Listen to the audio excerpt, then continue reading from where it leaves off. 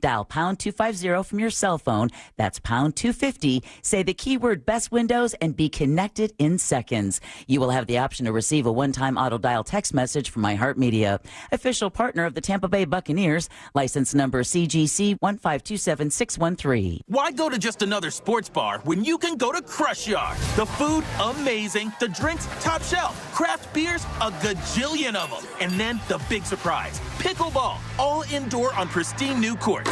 So that's it, right? Wrong, because we've also got ping pong, cornhole, and a full arcade for the kids. So, Kissimmee, when the temps rise, cool off with the best food, games, and fun at the hottest new spot in town. Visit crushyard.com and follow us on social for details. See you down at the yard. Hey everybody, Jim Colbert here, and I've got great news. The Filatowski Eye Institute is now offering a free LASIK exam to see if you're a candidate, plus $500 off each eye when you elect a procedure. That's $1,000 off your surgery, but it's for a limited time only. Ditch those glasses because this offer won't last. Simply dial pound 250 and say better vision. That way you can schedule your appointment today. That's pound 250 and say better vision. The Filatowski Eye Institute, trusted, local, life-changing. Early detection of heart disease and cancer is a game changer in terms of treatment and outcome. If you find out you have stage 4 cancer, that could be a little too late. If you find out that you have all kinds of heart blockage and you do nothing about it, that can be a little too late. That's what's great about Life Imaging FLA.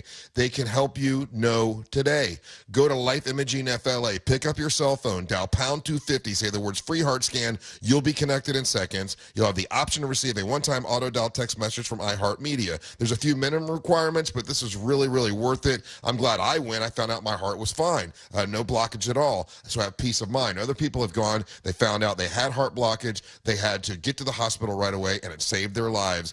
Do it. And when you do this, go to see about the cancer screening. It's super important. If you need help paying for the cancer screening, we do have the Carla K Cancer Screening Fund that helps those people who need some assistance, but they make it affordable for you. There are payment plans you can do. It is definitely worth it. When you go to Life Imaging FLA, tell them Russ and the Monster sent you. You'll be glad you did it. If you're the victim of a car crash, never rush to settle with the insurance companies and never settle for just any attorney. Demand Anna Jar Levine. Call 1-800-747-FREE for a free consultation and take back control of your life. In Office Orlando.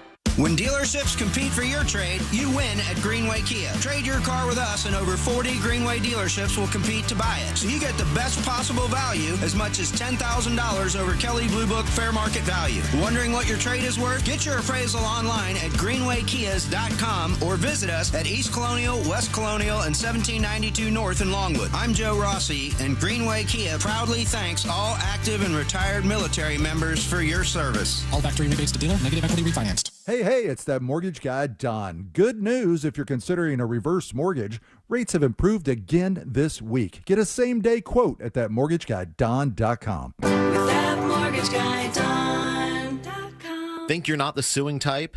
But you aren't at fault. I'm Orlando injury attorney Mo DeWitt. You didn't choose this accident, the bills, or the damage. Don't cover for someone else's mistake. Just call Mo. Injured on the go? Just call Mo.com. Think orange for your next vehicle. OrangeBuickGMC.com. We are professional grade.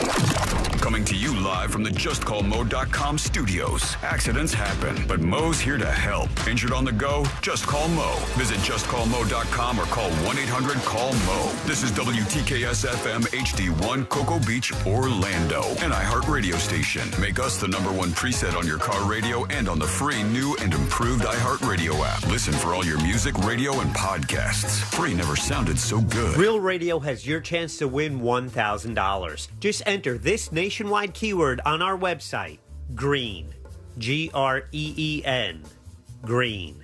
Enter it now on our website, realradio.fm. Good luck. Someone's going to get offended. It's just the way the world works. So to hopefully save everyone a little time and or energy, here's this. The opinions that you hear are those of the host and callers, and not those of iHeartMedia, its management, or advertisers. The News Junkie is on. The 3 best friends you never knew you had, running through the most viral stories of the day. The News Junkie Sean Wasson with Sabrina and C-Lane. It is when Wednesday, May 14th, 2025. Lots to get to today. From will Trump pardon Diddy to the Menendez brothers resentencing Bombshell and his Pete Rose finally headed for the Hall of Fame. Plus your calls, dispatches, emails, texts, and more. Hey there, Sabrina. Hello. Hello, C-Lane. How we doing? And hello to you. You can join us on the show today. Send us what we call a dispatch. Record yours now at thenewsjunkie.com. You can also watch the show on YouTube and twitch.tv/thenewsjunkie. Your message is rolling right in the studio in real time. How's everybody doing on a Wednesday? Not bad. Yeah, doing all right. Yeah. How about Yeah, we're moving along. We're doing well. We got Fritz on the street coming up later today. you? Let's go, baby. For the last No, time. no, is it? I thought it was with an asterisk. Yeah, we'll talk to Fritz a little bit later on today, but let's start off as we always do. Let's put our ears to the ground, our fingers on the pulse. Let's see what's happening in this great big wide world of ours. And we go to the Diddy trial, friends. Yeah. Because it's a full-on circus. It is a circus of people out there trying to get attention, saying, look at me, make it about me. Some explosive testimony. We'll get to that. Even if you don't care about this Diddy stuff, it's going to be a big story for a little while, so you might as well know something about it. Yeah, like 10 weeks, I hear. Yeah, something like that. 8 to 10 weeks, I think they said. But they're off and running, man. They got stuff going, and there was some weird testimony yesterday that we'll talk about right now. Here's a woman just trying to do a TV hit, just trying to hang out outside the courthouse. Tell me it's censored, please. Yeah. Thankfully, I sent it to C-Lane like 5 seconds ago. And, I'm about 90% on it. well, I may hit play and end our careers. But here we go. I feel bad that guy was sticking up for us. White boy. Shut the up, bitch. This is somebody yelling at this TV reporter who's covering the Diddy trial right off the outside of the camera shot. And he's outside of it, but I almost immediately heard how bat-esque crazy he is. And yeah, he's like, shut the F up, bitch! And do you think he has all his clothes on? I don't know. I haven't seen them pan over just yet. I only saw the very beginning of this, so C-Lane's seen the most of it as far as... No, but he's shirtless. Yeah, you must have seen this part. Yep, You have to forgive me because you said, oh, and that was an indication to me that there was a curse word. No, you hit the dump button? Yep, so if you can just go back 5 seconds. This is like 2 days in a row, or 2 days this week that I've been dumped when I didn't say anything. It's kind of a little bit much at this point. I think you'll survive. I might not. You don't actually know. Are you a doctor? Do you know if I'll survive this? Do you know what this is doing to my heart right now? Oh, why are you being such a bitch? Okay, so let's go ahead and we'll start that clip I said over. bitch. All right, And let's I dumped go that back. too. Way to go, C-Lane. We're going back here. Let's go back. Try to be professional, folks, all right? If you don't mind, let's just try to keep it together here. This woman is, I don't know how much you've heard, folks. I'll do the show 2 or 3 times is what I'll do. I'll do it 2 or 3 times, and one of them will hit as we cruise along today. This one is a woman from Entertainment Tonight.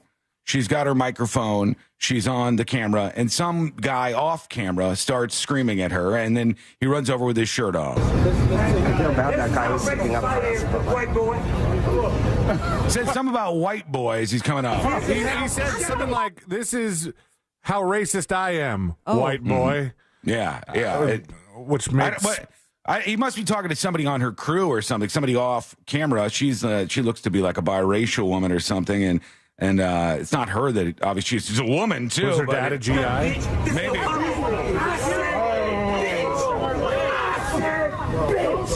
I said shut the up, bitch. I said I called you a bitch. No, sure. I called you a bitch. I called you a bitch. When a grown man speaks, you shut the up. All right, things are going well. Very normal scene right outside of the Diddy trial here. And I don't know what happens next. Should I play the rest of this, Sealan, or is it all just chaos? It's mostly chaos. It's very chaotic, but what's lovely is that it does start to pan, and there's just the cop outside the door, like watching. Oh no, dude! He's not going to go stop this guy who's got his shirt off. It's a public place. Oh yeah, there you go. There's just some of the zoo nature that's happening outside of the Diddy trial in terms of the sideshow stuff. We'll keep an eye on that today. In fact, we'll get into that in just a bit here. But first, hang on, everything is going sideways. Are you kidding me? What man? happened? Don't worry about it. Jesus Christ. Give me just a second if you don't mind. Yeah, no problem. I saw you got a new background there. It's a cute little lady picture. Forget it. I mean, starting off pissed off today. This is not boding well for the show. All right, let's talk about what's happening in the courtroom because this has been a whole thing. And I guess so far, the biggest testimony from the world of Diddy has been this woman that he was with for some time. Cassie. The woman, Cassie, that he was seen assaulting on this hotel surveillance video that shocked anybody who watched it who had a conscience. And she was a singer. I mean, maybe short-lived, but I certainly remember jamming out to her when I was in middle school and high school. Yeah, and one of the craziest things about that is in the testimony, because I have the testimony from what happened inside the courtroom. In it, she said at one time, they go, "How many albums did you record that you never released?" And she said 9. Whoa. And they go, "How much money did you make from that?" And she said, "No, none." Because they just kept, I think Diddy kept like stringing her along and making albums with her, like you're going to keep being a star. And then none of them got released. Like imagine going into the studio, making full albums, like putting all this work into stuff, and it never gets released. It's just an absolute mess. And that's what happened to her, I guess. They talked about the elevator fight video. They talked about a lot of the freak-offs. They brought these up quite a few times. They said, hold on, I'm trying to see. I had this all set up and ready to go, but I clicked the wrong button and my entire browser just shut down. No. So he's like, they're going through stuff that he's really not on trial for, which is kind of weird. And like But it's set in the story? You sort of like hinted at this a little bit yesterday when you were saying like, yeah, there's a good chance that if they've overcharged here, like I think the defense will try and lean heavy on the possibility that the prosecution is trying to prosecute things that weren't charged.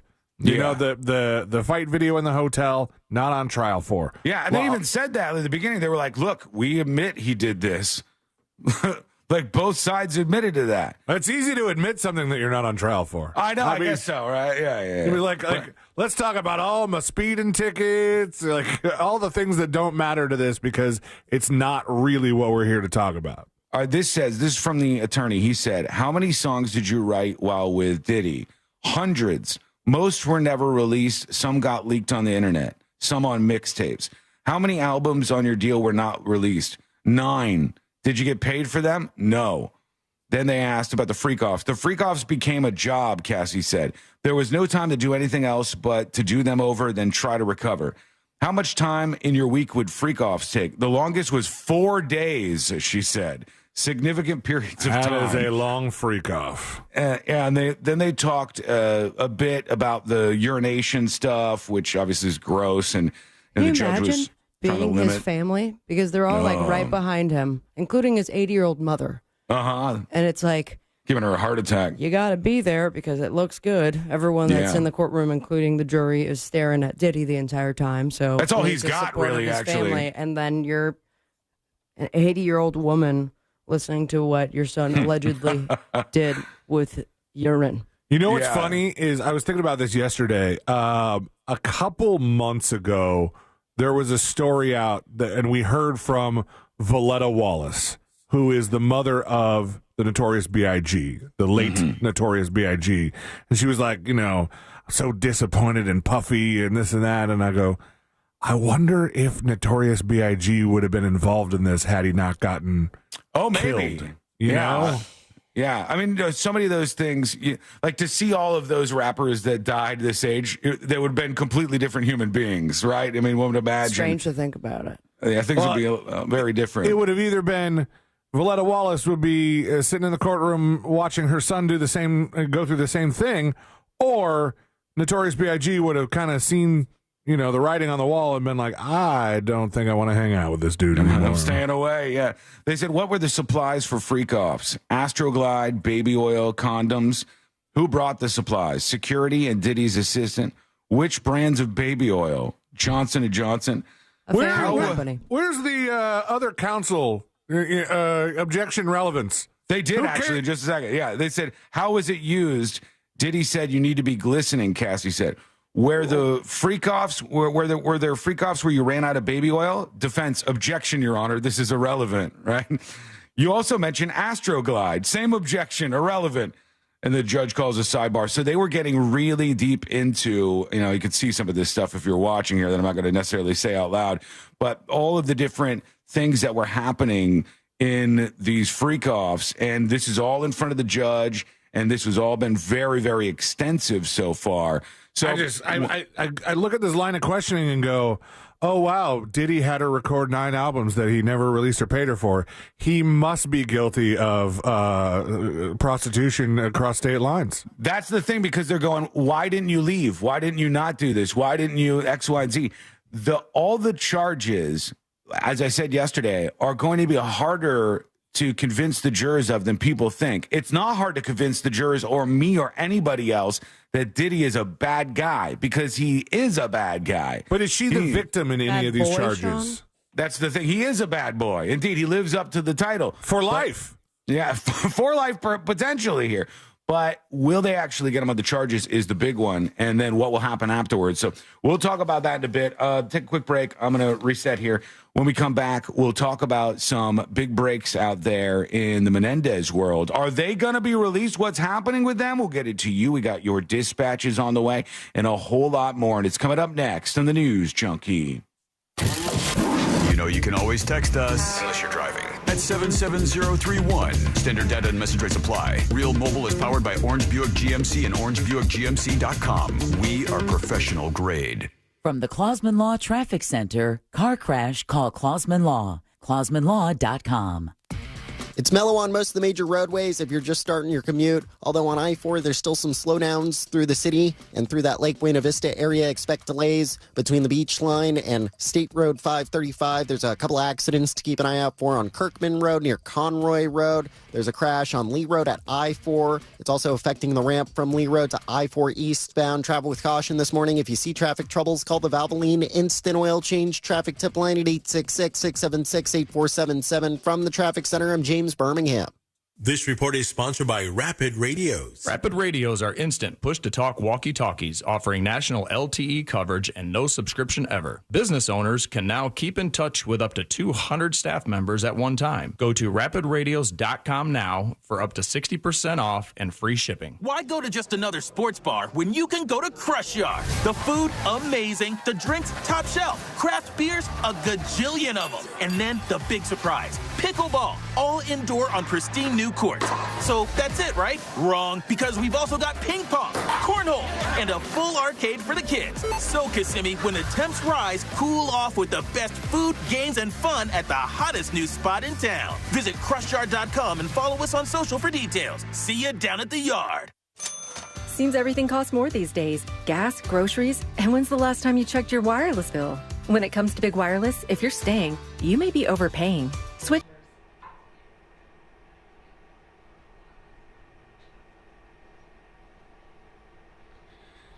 Good morning. Hello. Why am I hearing myself? Hello. Where is this up? Hello, hello. You kidding me?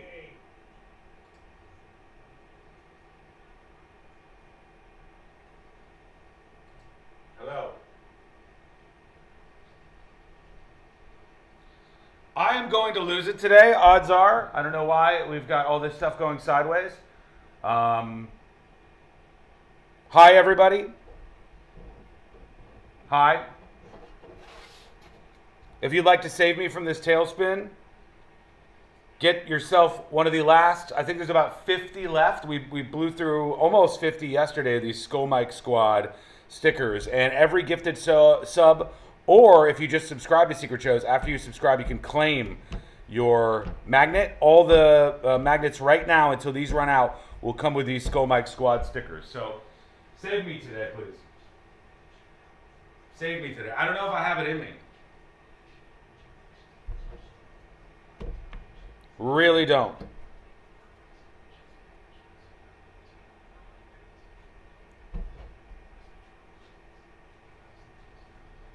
Hello, Booty Sweat. Hello, Dan. Can you guys hear me today? Is it working now, or is it broken? Is the Skull Mic working or broken?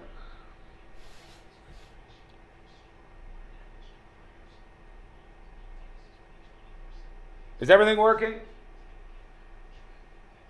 Working? Okay, thank you. Thank you, thank you, thank you.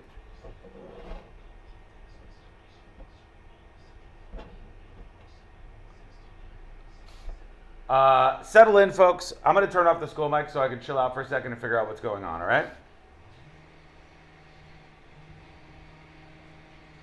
700. When things go wrong, we do what's right. Carl Black GMC wants to send you and a friend to Nashville for a weekend getaway and tickets to see Alison Krauss in Union Station on Friday, August 22nd. Log on to carlblack.com/trip and enter for your chance to win 2 lawn seat tickets to see Alison Krauss in Union Station at Ascend Amphitheater in Nashville, round-trip airfare, and 2 nights deluxe hotel accommodations at the Omni Hotel Nashville are included. Carl Black GMC will also put $200 spending cash in your pocket. Log on to carlblack.com/trip for your chance to see Alison Krauss in Union Station in Nashville.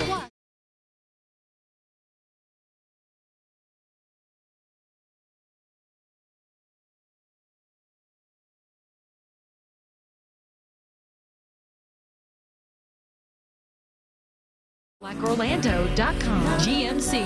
We are professional grade. This summer, escape to a place where history echoes through the streets, where epic beaches embrace breathtaking sunrises, and days are filled with adventures. From the historic charm of Old St. Augustine to 42 miles of scenic coastline in Ponte Vedra and the beaches, every moment brings a perfect blend of exhilaration and rejuvenation. Start your summer getaway now at floridashistoriccoast.com. Going to nursing school can change your life, but that doesn't mean it's easy. You have commitments, family, a job. At Galen College of Nursing, we understand that, which is why we provide one-to-one tutoring support and assigned academic advisors who will work with you to keep you on track from day one.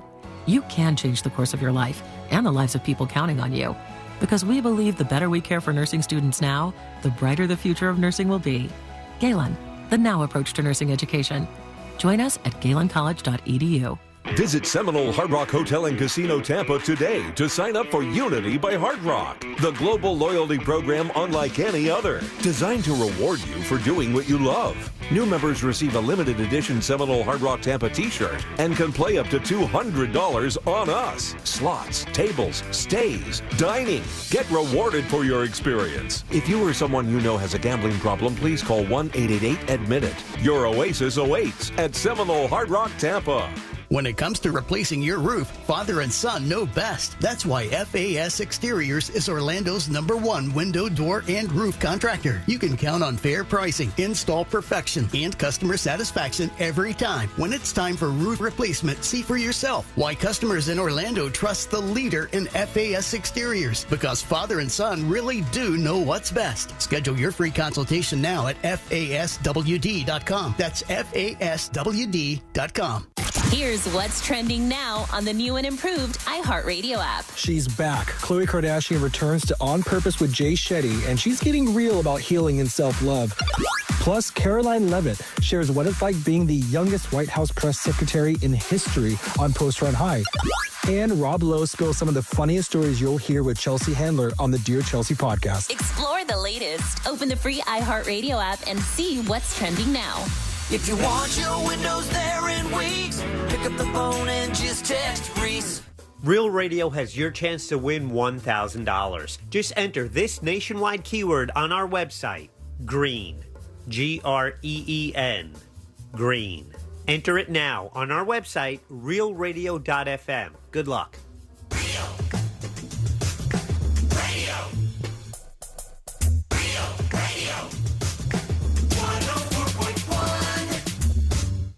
Filling you in on the shocking details. Just try not to pass out. This is the news.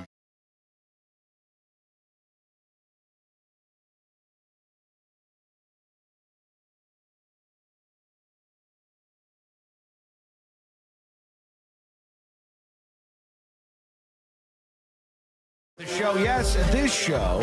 You can join us over at thenewsjunkie.com. And if you miss anything today or ever, you can always subscribe to the podcast on iHeartRadio or wherever you get your podcast. Links at thenewsjunkie.com. All right, we'll get to you and your dispatches here momentarily.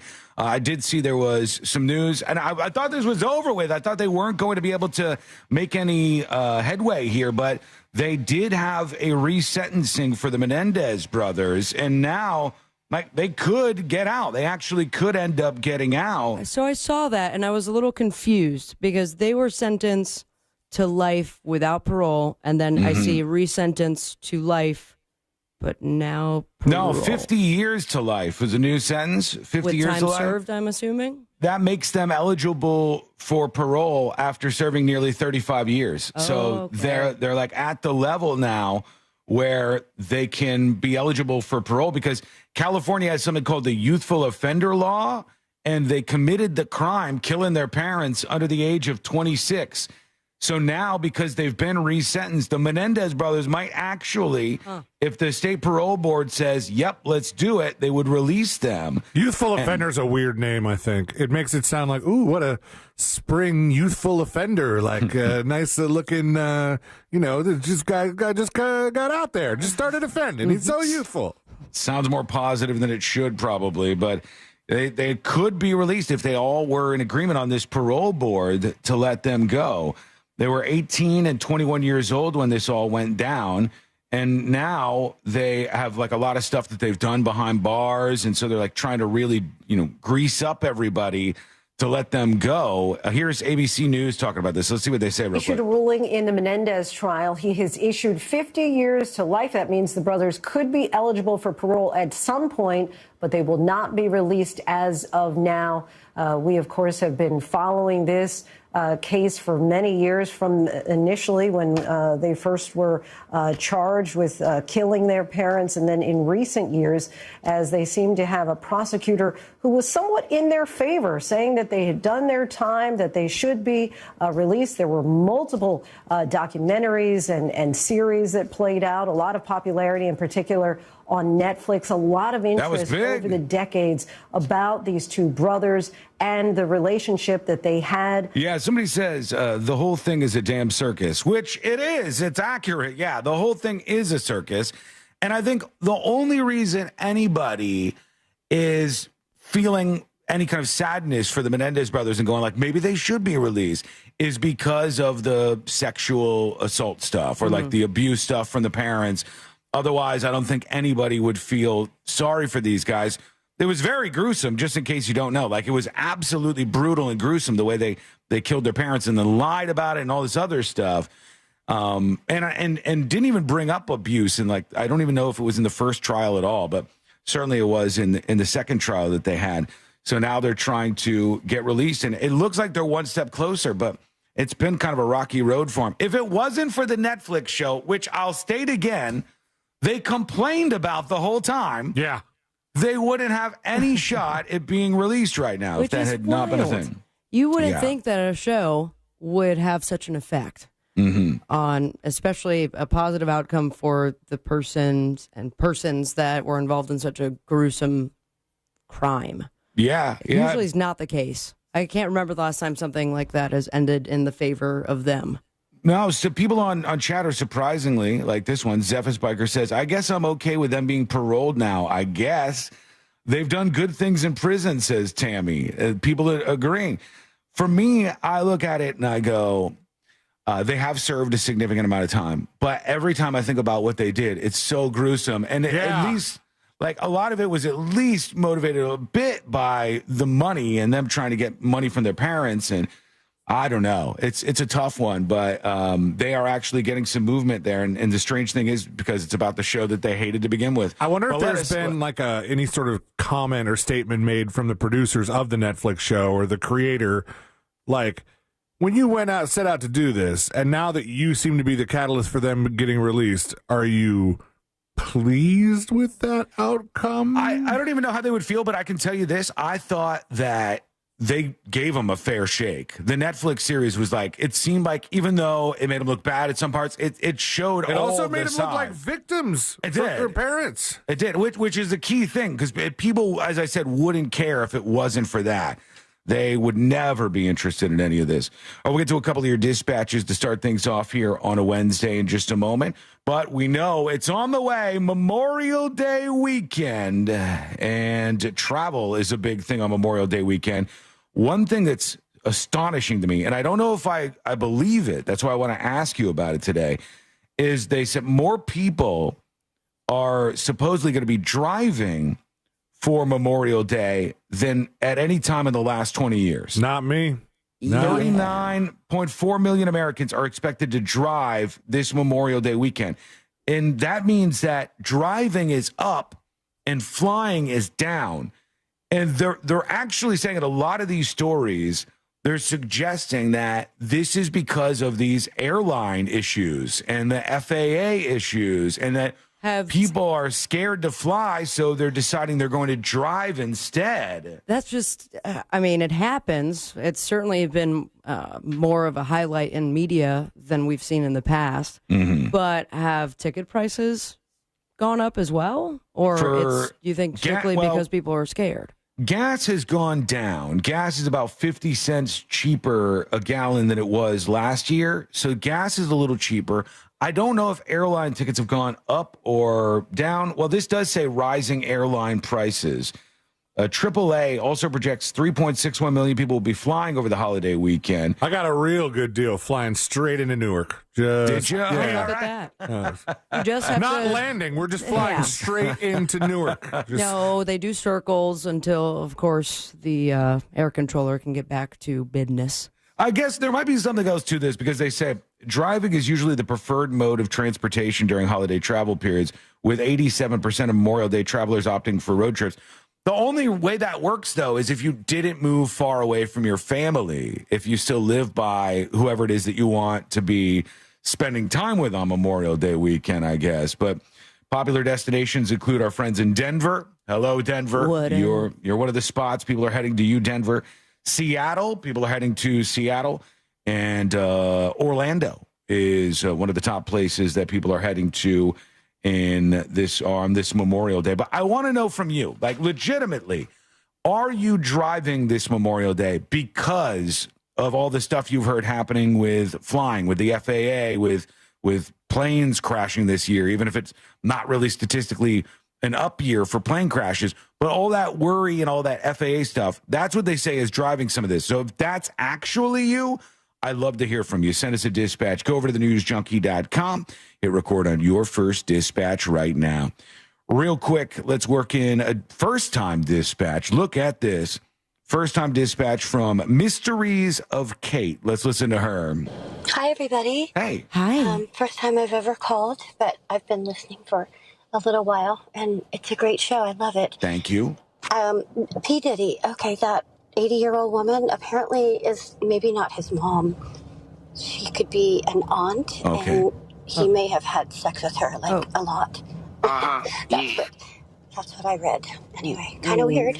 What?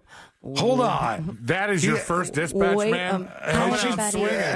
Did he bang that 80-year-old? She's just dropping in with bombshells here. She's saying that isn't his mom, and it is his aunt, and he may have had sex with his aunt like a lot. Where are you getting this from? I don't know. Like the world is a difficult place to navigate. Send the link if you could. Oh, well, we'll try to check up on that. We'll see what you got going on. Thank you, Mysteries of Kate. Welcome on board. and we'll get to a bunch more of you folks and see what you have to say today. Also, people who are out there who are elected officials, keep falling asleep. We'll go to one of the moments where one of them was embarrassed during a recent House hearing, which is a good time. And also, something shocking about concerts for those of you who are big music fans. Wait till you hear this. It's coming up next on the News Junkie. Real radio is The Jim Colbert Show. Smartish, loud, and probably getting fined. The Jim Colbert Show. Weekdays at 3 on Real Radio 104.1.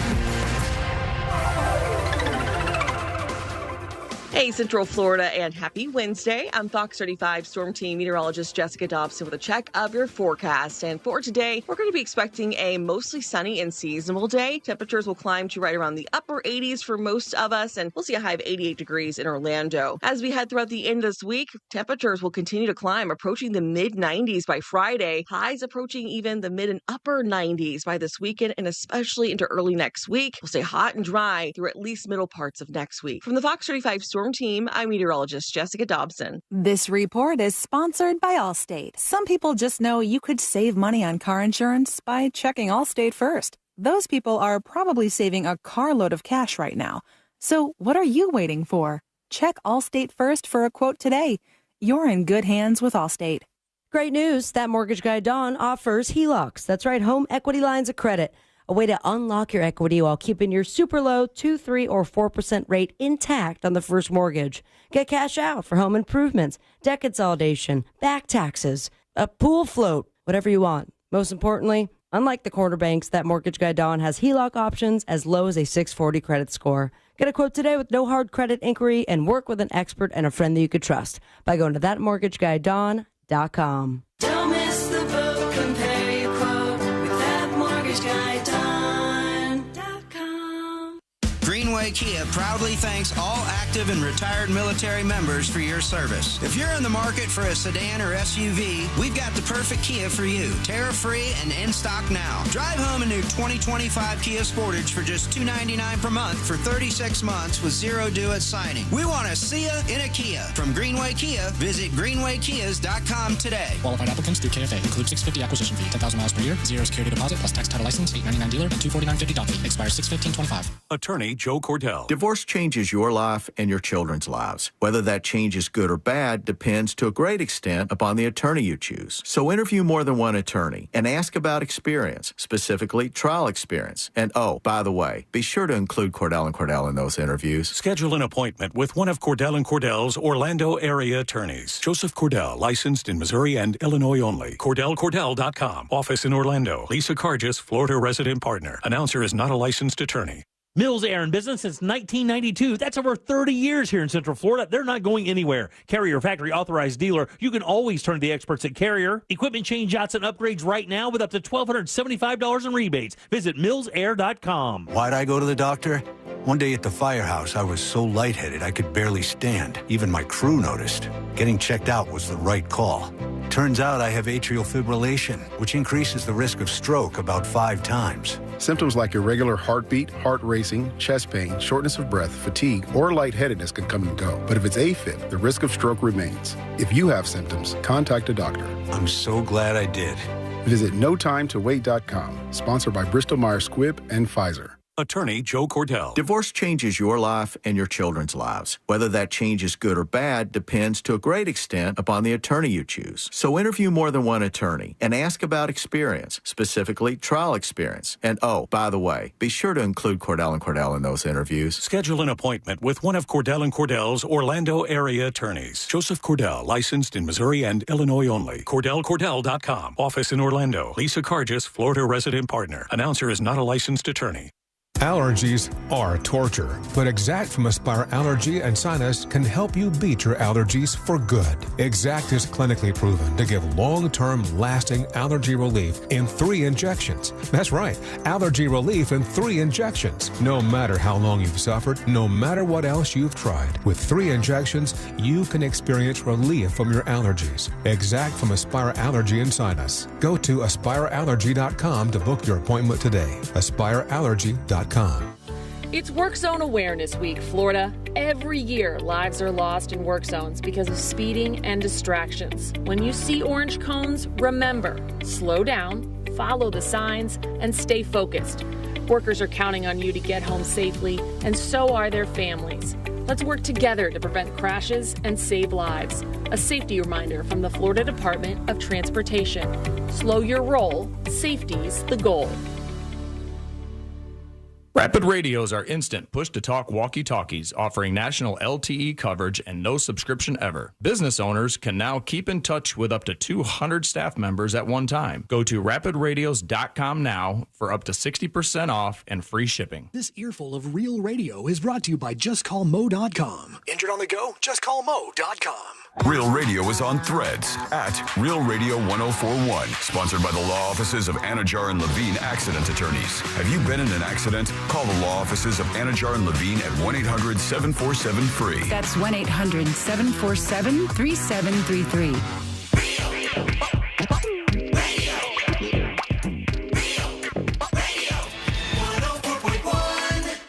Occupying the space between high society and prison tattoos. This is the News Junk.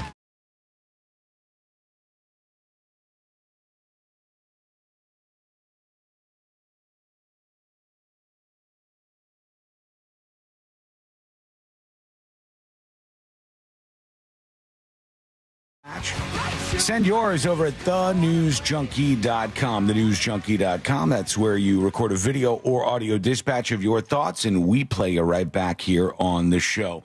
A lot of elected officials out there, and apparently they're very tired. Very tired of doing nothing. Very, very tired of sitting and listening to other old people drone on about stuff. And I guess in one recent example, they were yapping and blabbing till like 4 o'clock or 5 o'clock in the morning at this committee meeting that they were doing. And then they went around to do the vote, and it's like a Bueller moment where they're trying to get everybody to vote. 4 a.m. seems insane. So what are they doing? 4 a.m., 5 a.m.? Can you take a recess and come back in the morning? I think it said 4:57 a.m. What time do they start? I have no idea. This was incredibly late. This says just shy of 5 a.m., the leader, Blake Moore, a Republican from Utah, fell asleep as they were finally prepared to take a vote. The committee was in session to mark up the massive spending package titled The One Big Beautiful Bill. That's what it's called? The One Big Beautiful Bill. And it wasn't enough to keep this guy alive. With a dance number? Might have been, yeah. And he's sitting there, and they keep going down the line. They're like, Mr. Smith, and Mr. Smith votes. Mrs. Johnson votes. And they go to him, and the dude is like stone cold asleep. These are your elected officials, folks.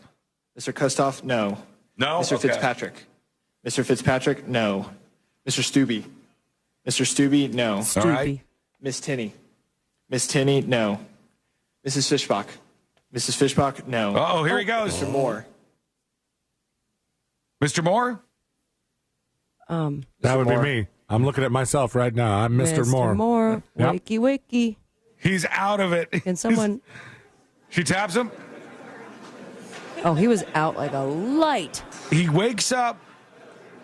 Mr. Moore, no. And I guess he pushes a button to vote or something, and he gets his vote in. But I would have felt like, have you guys ever done this where you're in class when you were a kid and you fall asleep, and then your teacher like wakes you up and you don't know, like, am I supposed to give an answer? It's so startling. Yeah, you're like, 15. And you're just like, you're in the middle of. This is social studies, not math. Yeah. Like so many times that happened to me was when I was a kid, when they wake you up in class and this guy's sitting there completely passed out. I didn't really fall asleep during class a lot. Oh, that surprises me. Yeah. That surprises me because you, of all of us, C-Lane can fall asleep in a chair. 100%. I can Easy. now, but I didn't do that before. I fell asleep so much. Some of the best naps I've ever taken in my life were in a classroom. I can't fall asleep in a chair, but I could when you were at your desk and you like put your head down on your desk and were like fully laying out on it. That I could do. That could get me to sleep if I really needed to. Now, could you do the sleep where you have to be upright to indicate to the teacher that you're not sleeping. No way. Your hands are just covering both the eyes, kind of doing like a canoe for your forehead. No. And I could also sleep that like a sounds baby. so obvious. No. Not when they're scanning. They're looking around. I did get called out over the weekend, though. For what? What'd you do? For this exact thing, for what you said. Sitting on the couch and watching TV and just kind of head down. Yep. Yeah. And like Ashley's like, you were sitting up. Do you do it like me? Because when Courtney, this actually happened last night. I'm sitting there. We're watching a movie. Did it a little this morning, too. We're watching Red Dragon, which was a phenomenal movie. And it's in the Hannibal series. And yeah, I've seen Red Dragon with the dude from Fight Club, right? Yes, yeah. Edward Norton is in it. And we're watching this movie, and it's been good the whole time. And we're in the last, 10 minutes of the movie, and my eyes are closing a little bit. And I'm doing that thing where I pick up my head when I realize I'm falling asleep. And then Courtney goes, do you want to go to bed? And I'm always defensive. I'm fine. Everything's fine. Well, you look like you're going to sleep. We can finish this tomorrow. I'm not. I was who's a long going to sleep? blink. A long And then blink. you throw it back. You're like, maybe you're going to sleep. Who says I'm going to sleep? You're going to sleep. And she's like, calm down. You're the only one who's going to sleep here. And I'm like, okay, fine. I've done Put the movie thing. back on. But Put mostly, the movie. I don't know my volume when I've, awoken. Like you got headphones on, kind of? Yeah, where I don't realize how loud I am actually being, but it sounds like I'm screaming and angry. Courtney will do that when she's watching videos because I told you guys before, it's my favorite thing she does. She gets all the most viral videos from Instagram and then she bookmarks them and shows them to me at the end of the day a lot of times, which is just like a fun little time to have with each other. And when she's sitting there getting them sometimes, she has her AirPods in, and when she sees something funny, she'll go to talk to me. She'll be like, this one's really good. You're going to like it. I get yelled at for that all the time. The dog is really funny in this video. And I'm like, every time I never tell her that she's talking unbelievably loud. I like it. I like when that stuff happens. Those are the moments, friends. Let us know what you think. Can I drop a bomb on you? This is my favorite dumb news of the day. All right. Sean's favorite dumb news of the day. We've got a bit of a branding change ahead of us here. So everybody, gosh, I already see it, and it's again. Prepare yourself. It's a real snip snap moment here. Max will be changing their name to HBO Max. That's right, friends. That's right. Yeah. Question for you. Wasn't that the name before? Yes, but that was inconvenient and it didn't work with customers. So remember when everybody was saying, like, hey, guys, isn't the HBO more valuable than the Max? Why are you guys going over to Max instead of HBO? Well, for a while, I don't think people attributed the Max part of the name to Cinemax. I think it was just like there were so many different apps. There's HBO Plus, HBO Go, and they're like, now HBO Max, it sounds like it's HBO to the maximum. Right. That sounds kind of cool. The Cinemax thing wasn't registering with people. Mm-hmm. And I think it took like some just rebranding without changing the name to even kind of point that out to people. But HBO was by far the more valuable brand than Cinemax. I always thought so. But everyone was just getting used to Max, you guys. What really threw me is that they changed the icon color to a gray, and I'm like, what's happening here? Where's the purple I'm used to? You're both right. This couldn't have been more confusing. They started with HBO Go, HBO Now, HBO Max. They had like 3 different apps all over the place. Then they said, all right, we're HBO Max. And then people were like, okay, fine. HBO Max is fine. And then nobody pushed them and they go, forget it. HBO's out of here. We're just Max now. And now they're going back to HBO Max because smart decisions are being made over there, I guess. Does this mean they're going to charge us even more now? Maybe. Why is it going back to HBO Max? This says Max is being renamed HBO Max for a simple reason. HBO represents quality prestige programming, and Warner Brothers believes it's more appropriate as a selling point for its customers. In other words, if somebody sees HBO, then they're more likely to sign up. So why'd you change it in the first place? What are you doing? After all, HBO is responsible for House of the Dragon. Never watched that. Succession, definitely watched. The Last of Us, saw the first season. That's not to say there haven't been any good originals like Peacemaker and The Pit are standouts, they said. That's coming back, but it hasn't made the cultural splash that they wanted. They are changing the name back once again. All right, whatever, dude. I don't know. Y'all what to let me do know with when this. you make up your minds, please. Today, we're bringing back HBO, the brand that represents the highest quality in media, to further accelerate that growth in the years ahead. And I want to make an announcement. Oh, here we go. If you guys don't mind. We didn't really talk about this before the show, but I had a few. sometimes just spring this on everybody. Mm-hmm. But I want to make a bit of an announcement about the show. Recently on the show, you may have heard that we had a drastic change. And we decided to, after a long time working on branding and stuff, to change the name of the News Junkie to the News Hounds. We changed the name of the News Hounds. Ow, ow, ow, ow. And you know, we were barking mad about the news every day. You don't want to howl? Or? No, I didn't. I was in the News Hound. My howl. One more time. Ready? Ow, ow, ow, ow. It sounded like you stubbed your toe, Sean. I got to be honest. That was pathetic. Unbelievable.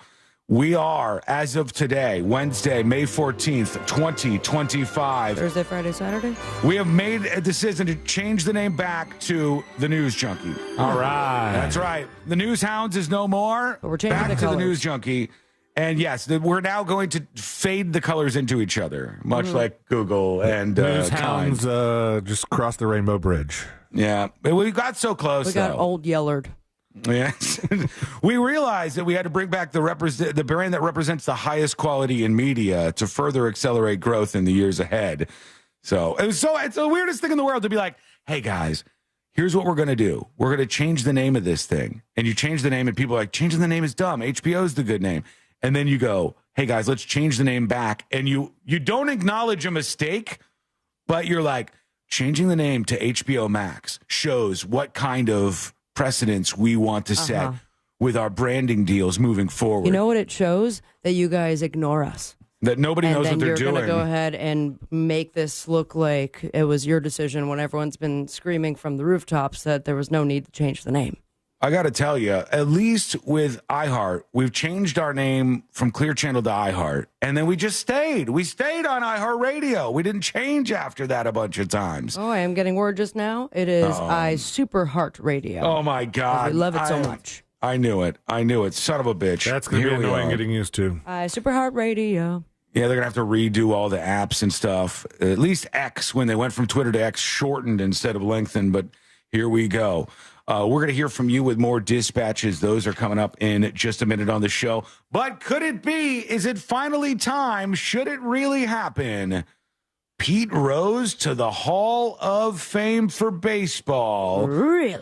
The big change from the Associated Press. Pete Rose and shoeless Joe Jackson have been reinstated by baseball commissioner Rob Manfred. That makes both of them eligible for the Sports Hall of Fame after their careers were tarnished by gambling scandals. And one guy 8 didn't months. have shoes. This is 8 months after Pete Rose died. And now they're going to hold Pete Rose night at the Cincinnati Reds Stadium, I think today. Rosapalooza. And so they got all this going on. I really didn't think Pete Rose ever should have been held out. He only bet on his own team, as far as I know. I don't think he only ever bet on them to win. To win, yeah. It's the most important part, actually. I left that out, but that's the most important thing. He only bet on his own team to win, which, what are you doing? Trying harder? What is the... You're putting more on the line than the rest of the players. Yeah, there's nothing wrong with that, or at least there shouldn't be necessarily. It's when you wanted to bet on your own team to lose that you would think you were up to some sort of funny business. But now they have said that they're going to make them eligible for the Hall of Fame. Good. The MLB said 17 individuals had their status changed by the decision, including all 8 band members of the 1919 Chicago Black Sox, former Philadelphia Phillies president William D. Cox, former Giants outfielder Benny Koff, and then Pete Rose. So the earliest Rose or Jackson of the shoeless Joe variety could be inducted would be 2028, but now they're opening the door for Pete Rose. Baseball fans, what do you think? Is this a long time coming? Let us know. Send us a dispatch. Go to thenewsjunkie.com right now. All the way over to Crispy Bacon, talking about where I said, hey, a lot of people are going to be driving rather than flying on Memorial Day.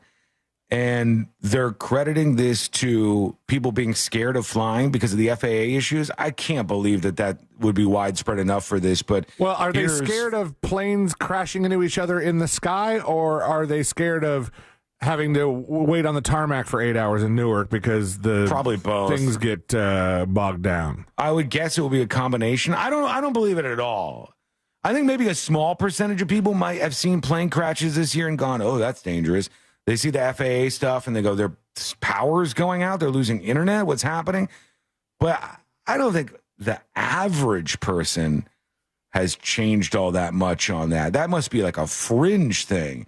But Chris P. Bacon has a dispatch on this. Happy Wednesday, News Junkies. Hey. Yeah, Sean, I totally get it. People not wanting to fly. Take away the fact that it is more expensive, but the BS that goes on at airports and airlines, not to mention if you're on the plane, you sit next to one of these wackos that just goes off or wants to make a political statement. It's just not worth it. Plus, take it away, it is a lot cheaper to drive. It's a beautiful country to drive through. We used to do family vacations driving through all parts of the country, and it was kind of nice. I had family vacations very much in the same way. I am firmly in the camp, and agree to disagree, sir.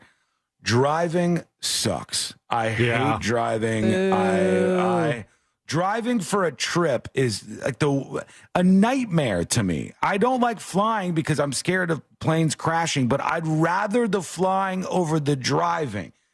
I know people who are afraid of flying like I am, or, I still fly, but I just don't like it. I get anxious, and it's not a good experience. Flew to London, and when I got there, sat down, went to the bathroom, and kissed the ground, just like Katy Perry. Bled myself. I'm sorry. All right. just stressed, like Katy Perry. Stressed so much that just blood, and I hate it. I hate the anxiety that comes from it. I hate all that stuff. But I'll take it every day over driving. Or I've seen some people who get so scared that they go, I'm going to take a cruise ship that is switching from like a U.S. cruise ship over to like Europe. I think they call them like transnational or relocation cruises or translocation cruises or something.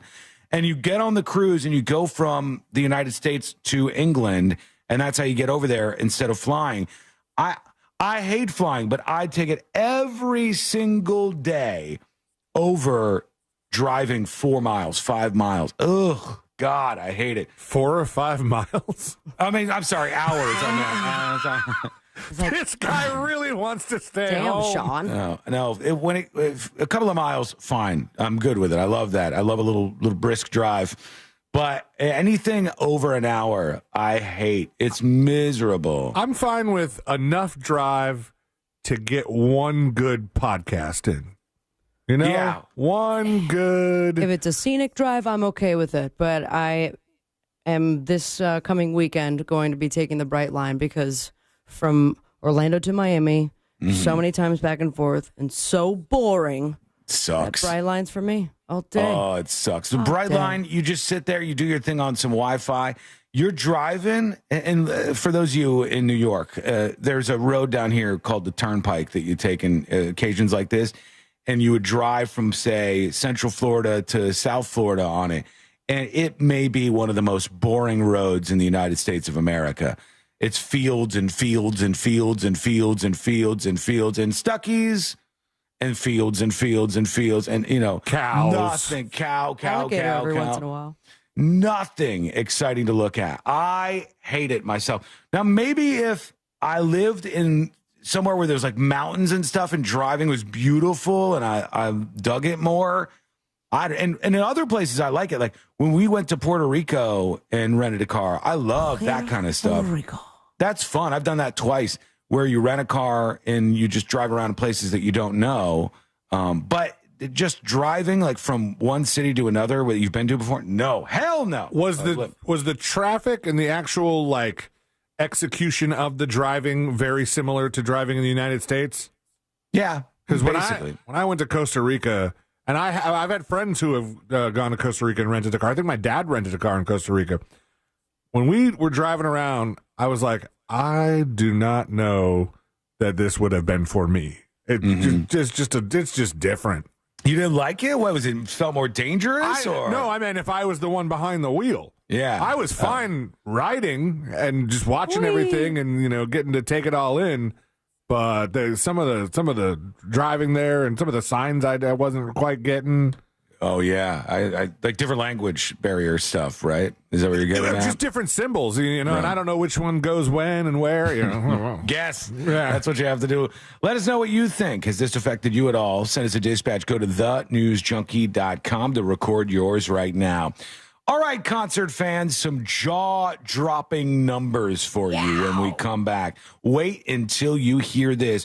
Listen to this before you get any tickets to any concert at all moving forward. That is coming up next on the News Junkie.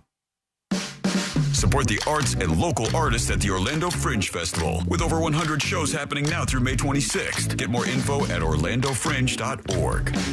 From the Clausman Law Traffic Center, car crash, call Clausman Law. ClausmanLaw.com. Keep an eye out for emergency crews on the roadways where Bronson Highway meets Nova Road. There's a crash on 434 at Lake Underhill Road. A disabled vehicle's getting cleared up off to the shoulder on State Road 429 southbound before Ocoee-Apopka Road. There's no serious issues affecting your commute on the major roadways this afternoon, but if you do see... Skull Mike Squad.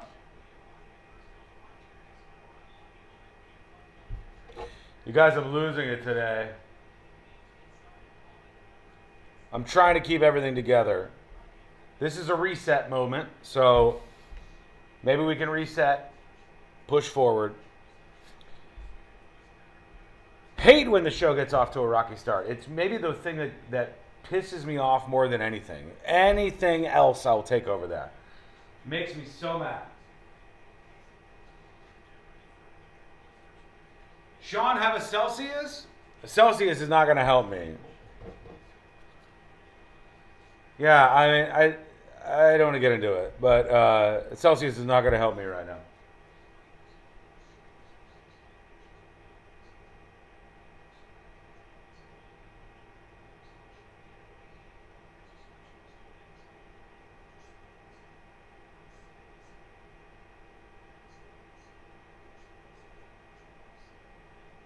A lot of you guys talking about the driving thing, which, I mean, if you're going to drive an hour or less on Memorial Day weekend, go for the gold. But if you're driving 1 minute over that, to me, that's where my barrier is.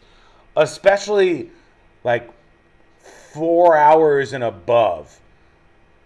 We were talking about driving to, actually we have done this before, driving to Savannah. And that's like my limit. That's a little too far, actually. But that's the limit. You get over to the coast, and then you start going up the coastline to Savannah. It's like 4.5 hours or something. It's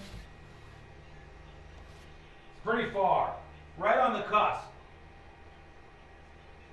Yucker said, I lived in Savannah and drove back and forth all the time.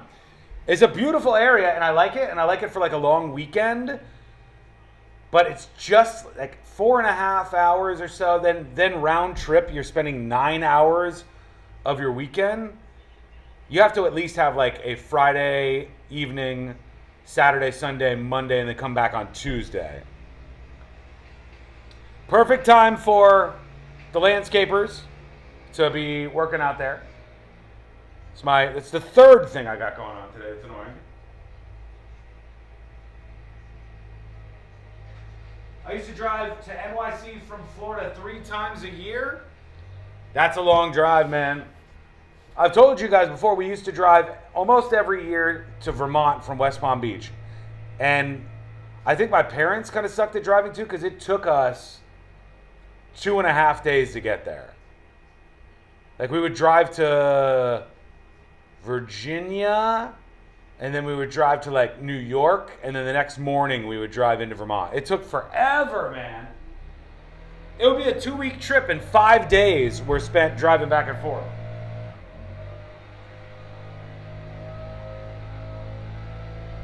Sean should try traveling by Greyhound bus. Never. I would never.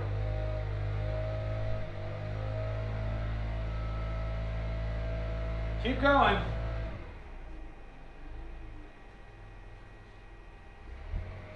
Yep, keep going, landscape crew. Thanks, by the way, to all the new Secret Show subscribers and gifters who are picking up the Skull Mug Squad. After today, I'll give you an update on how many there are left. But as of yesterday, there was about 50 left, 5-0.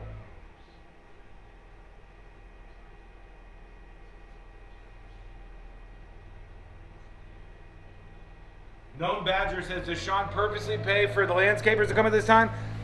My landscaper doesn't speak English and won't understand, so I only have basic conversations with him, and I fear talking to him, because he's a very shy guy, about the fact that I'm doing a radio show here between these hours, and that, hey, could you not do this or this between 11 and 3?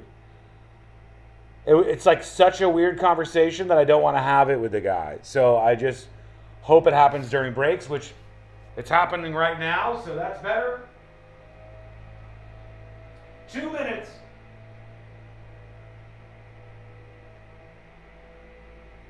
You should get some of those translation earbuds. Is that technology there yet? Is it smooth? Because I would very much be interested in that at some point. I love the idea of breaking down every single language, because now we can just do live translations. That's massive. 90 seconds.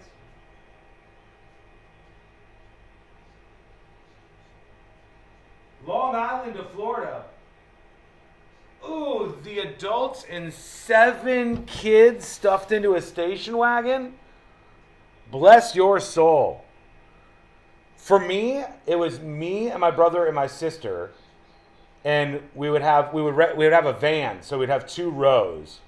So somebody would always get their own row in the van, and you'd play Game Boy and stuff, and that made it better. Okay, we're coming back.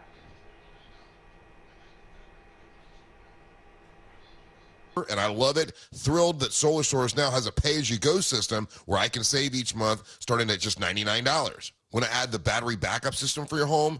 Our pay-as-you-go plan works the same. Start with a small battery that provides critical backup power for your lights and your refrigerator, and then it does all these small loads, and then you could stack them to add more energy as time goes on. It's Solar Source. GMC Sierra trucks in stock now at orangebuickgmc.com. We are professional grade. Portions of the following program were pre-recorded.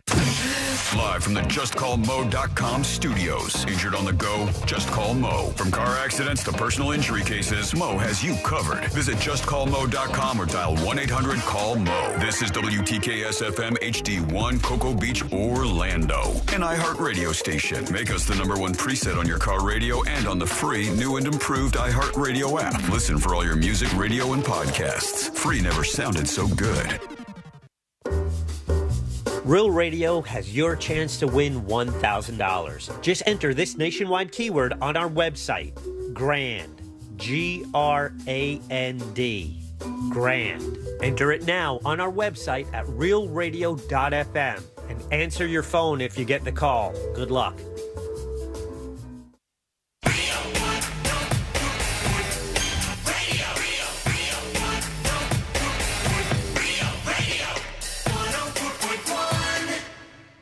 Because the newspapers don't come with cliff notes or potentially offensive accents.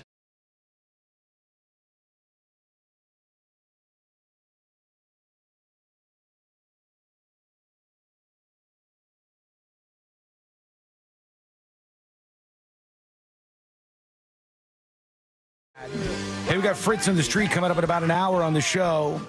Maybe the last Fritz on the Street of all time, which is sad to think about.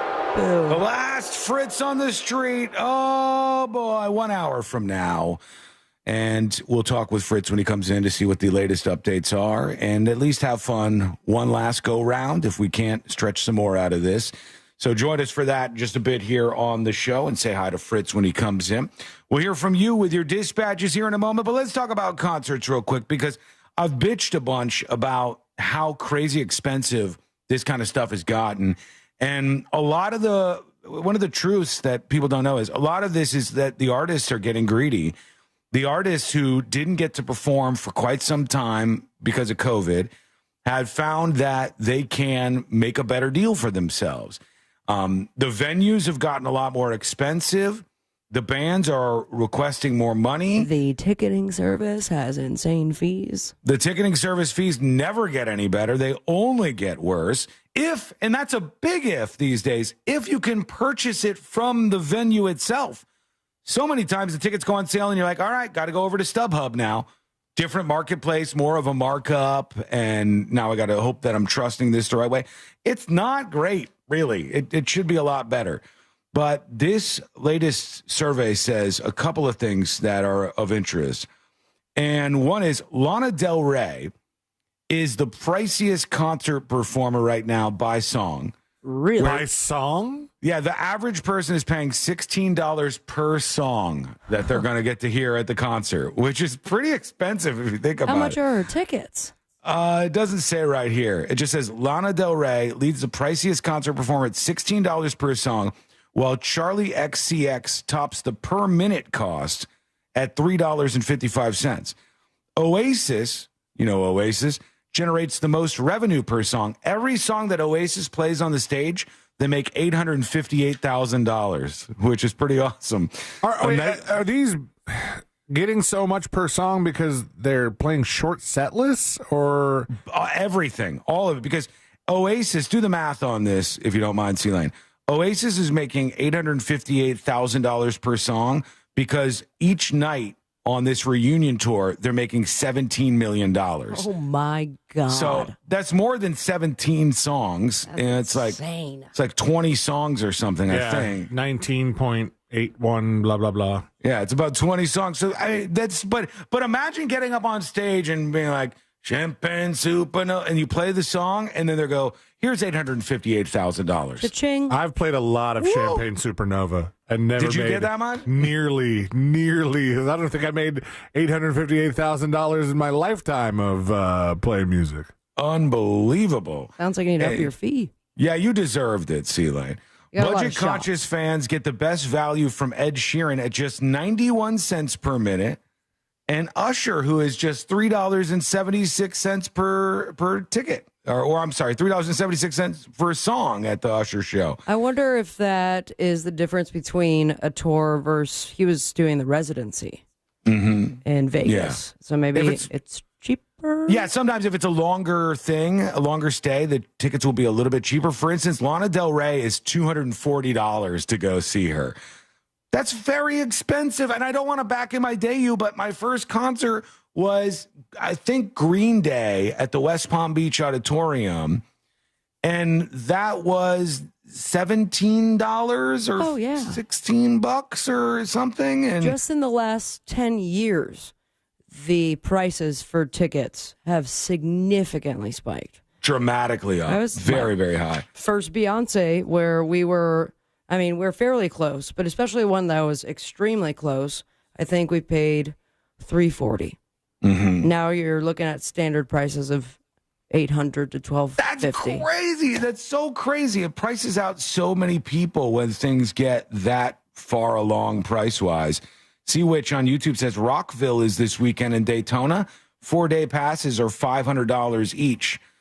I guess that's a little easier to justify it with 4 days and like a large allotment of bands on each day, excuse me. The Rockville lineup is huge. Yeah. So like that makes more sense. But Lana Del Rey, $240 for just a regular ass seat to go see her. I love Lana Del Rey.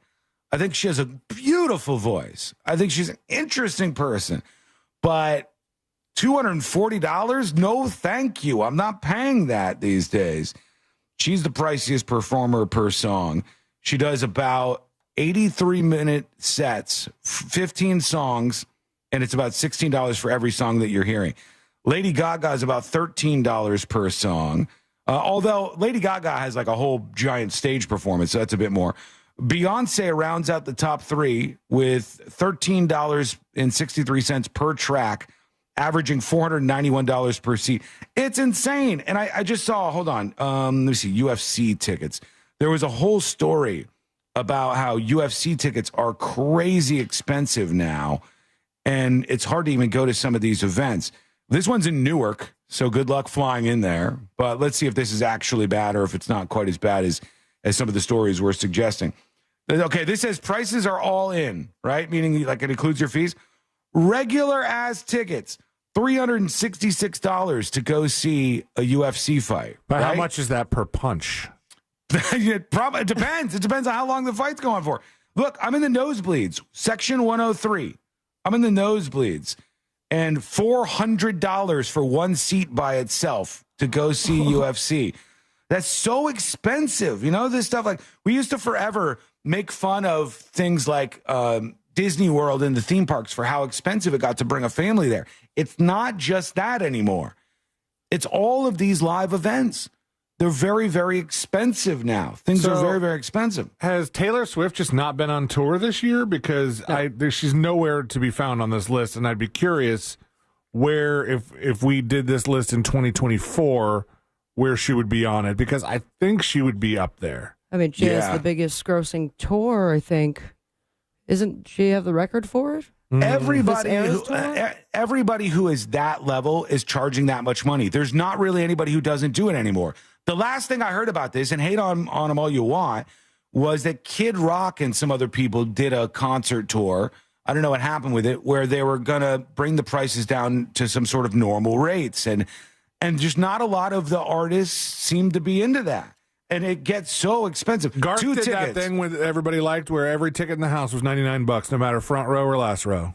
I like that. I like that. And then get the tickets as fast as you can based on how big of a fan you are. But the UFC, Section G, Row 3, all right? Section G, Row 3 at a UFC fight. 2 tickets, $7,810.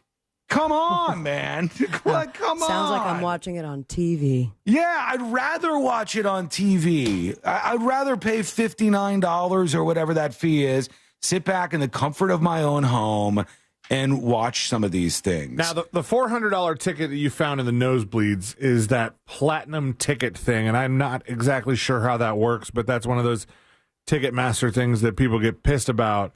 And Taylor Swift abandoned that ticket model for the Eras Tour. Tickets range from $49 to $449. VIP packages range from $199 to $899. Yeah, it makes me wonder, though, how many were $49? How many were actually, like, is the rim of the very top, is that $49? And then, you jump down really big afterwards? Because she wasn't hurting. She was making just oodles of money on that tour. You know what $49 was? The limited viewing seating. Yeah, you're behind a pole. That, or like there was a bunch that were behind the stage so you can get a glimpse of Taylor one time. Yeah. The entire concert. And people still pay. That's the thing. They're going to keep doing this if you keep paying it. They're going to keep doing it if you keep paying it. And people don't seem to be rejecting it just yet. Let us know what you think. Go to thenewsjunkie.com and send us a dispatch right now. We'll catch up with you and your comments in just a bit. We'll talk about something very strange that happened on Air Force One. We got Bill Belichick updates. Believe it or not, that's happening. A whole lot more on the way. And it's coming up next on the News Junkie. Real radio is The Monsters in the Morning. Anyway, nobody cares. But it's for your memory, right? Like, because I worry about that. I love the irony that you can't remember what you got for your memory. That's pretty good. that is so true. I can't remember the name of it. Oh, it drives me nuts. The Monsters in the Morning. Real Radio 104.1. Keep an eye out for emergency crews on the roadways where Bronson Highway meets Nova Road. There's a crash on 434 at Lake Underhill Road. A disabled vehicle's getting cleared up off to the shoulder on State Road 429 southbound before Ocoee-Apopka Road. There's no serious issues affecting your commute on the major roadways this afternoon, but if you do see traffic troubles, call the Valvoline Instant Oil Change traffic tip line at 866-676-8477. From the Traffic Center, I'm James Birmingham. This report is sponsored by Rapid Radio. Rapid Radios are instant push-to-talk walkie-talkies offering national LTE coverage and no subscription ever. Perfect for instant contact with an aging parent. For a limited time, go to rapidradios.com and you'll get an extra 60% off, free UPS shipping, and add code RADIO for an extra 5% off. Are you all worked up and working too much? You know what y'all need?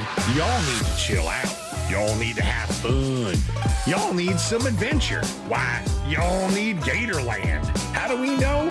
Ain't no one got more animals, more gators, or more fun than Gatorland. And now, Florida residents get what they need for less with $17.50 admission now through the end of May. We know what y'all need. Y'all need Gatorland.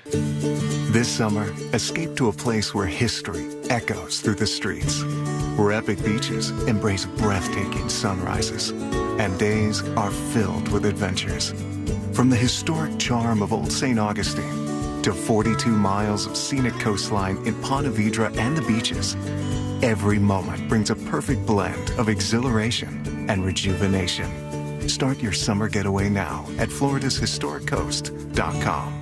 Hey, it's that mortgage guy, Don. Good news. We offer HELOCs and home equity lines of credit with scores as low as 640. Find out if you're qualified today at thatmortgageguyDon.com. With that mortgage guy, Don.com.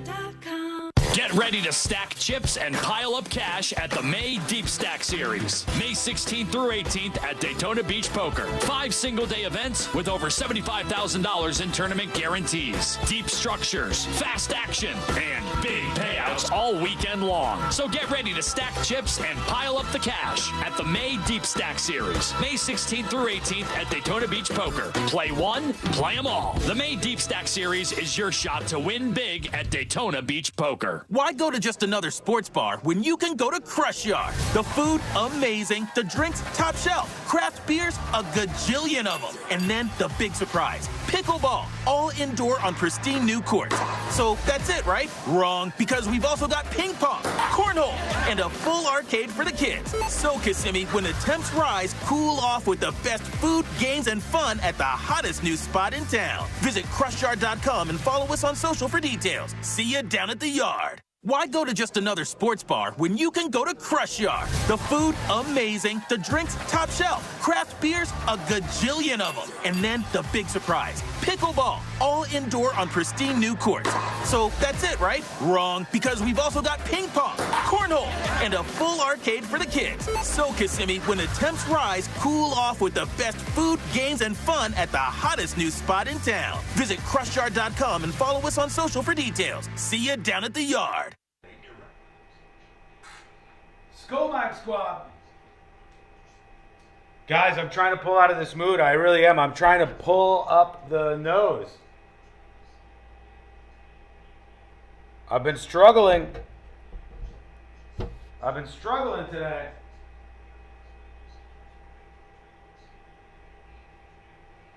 Don't know what to do about that.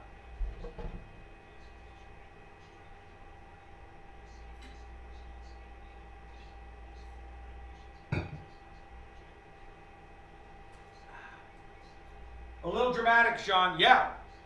Maybe, I don't know. I'm just telling you, I'm irritated. I'm pissed off. I've had 2 shows this week. In the first segment, start off with like shit like that. I'm kind of losing it. That sets the tone for everything.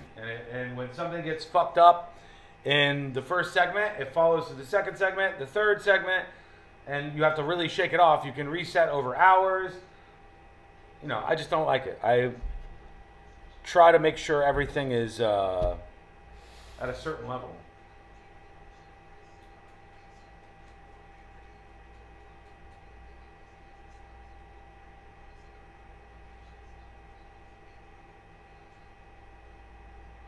Ass, you're unsufferable. Okay. Thank you for that.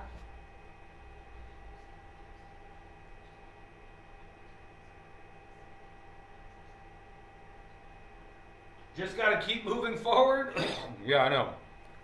I know, buddy. I've been doing this for a long time.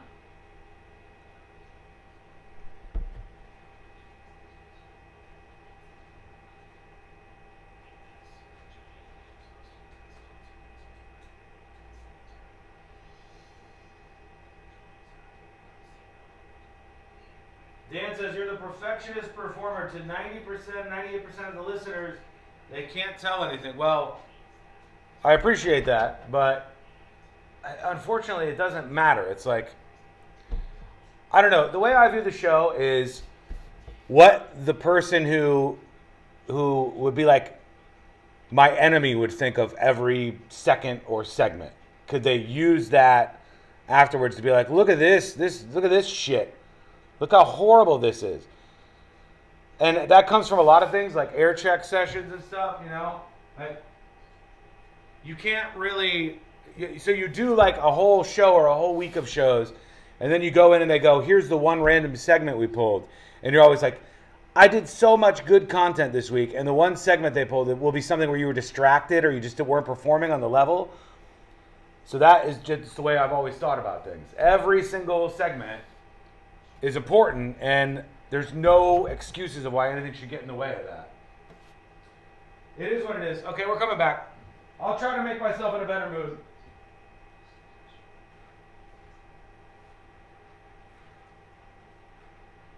That you refuse to identify. The thing that you refuse to say, hey, this is my mountain. This is the struggle. Listen to Made for This Mountain on America's #1 podcast network, iHeart.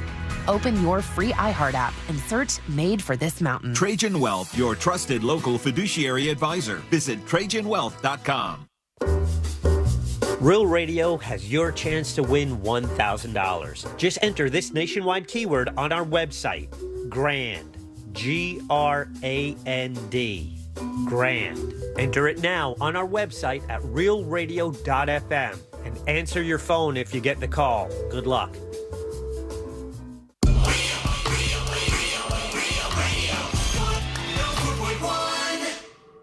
Because you're never too old to learn something stupid. This is the News Junkie.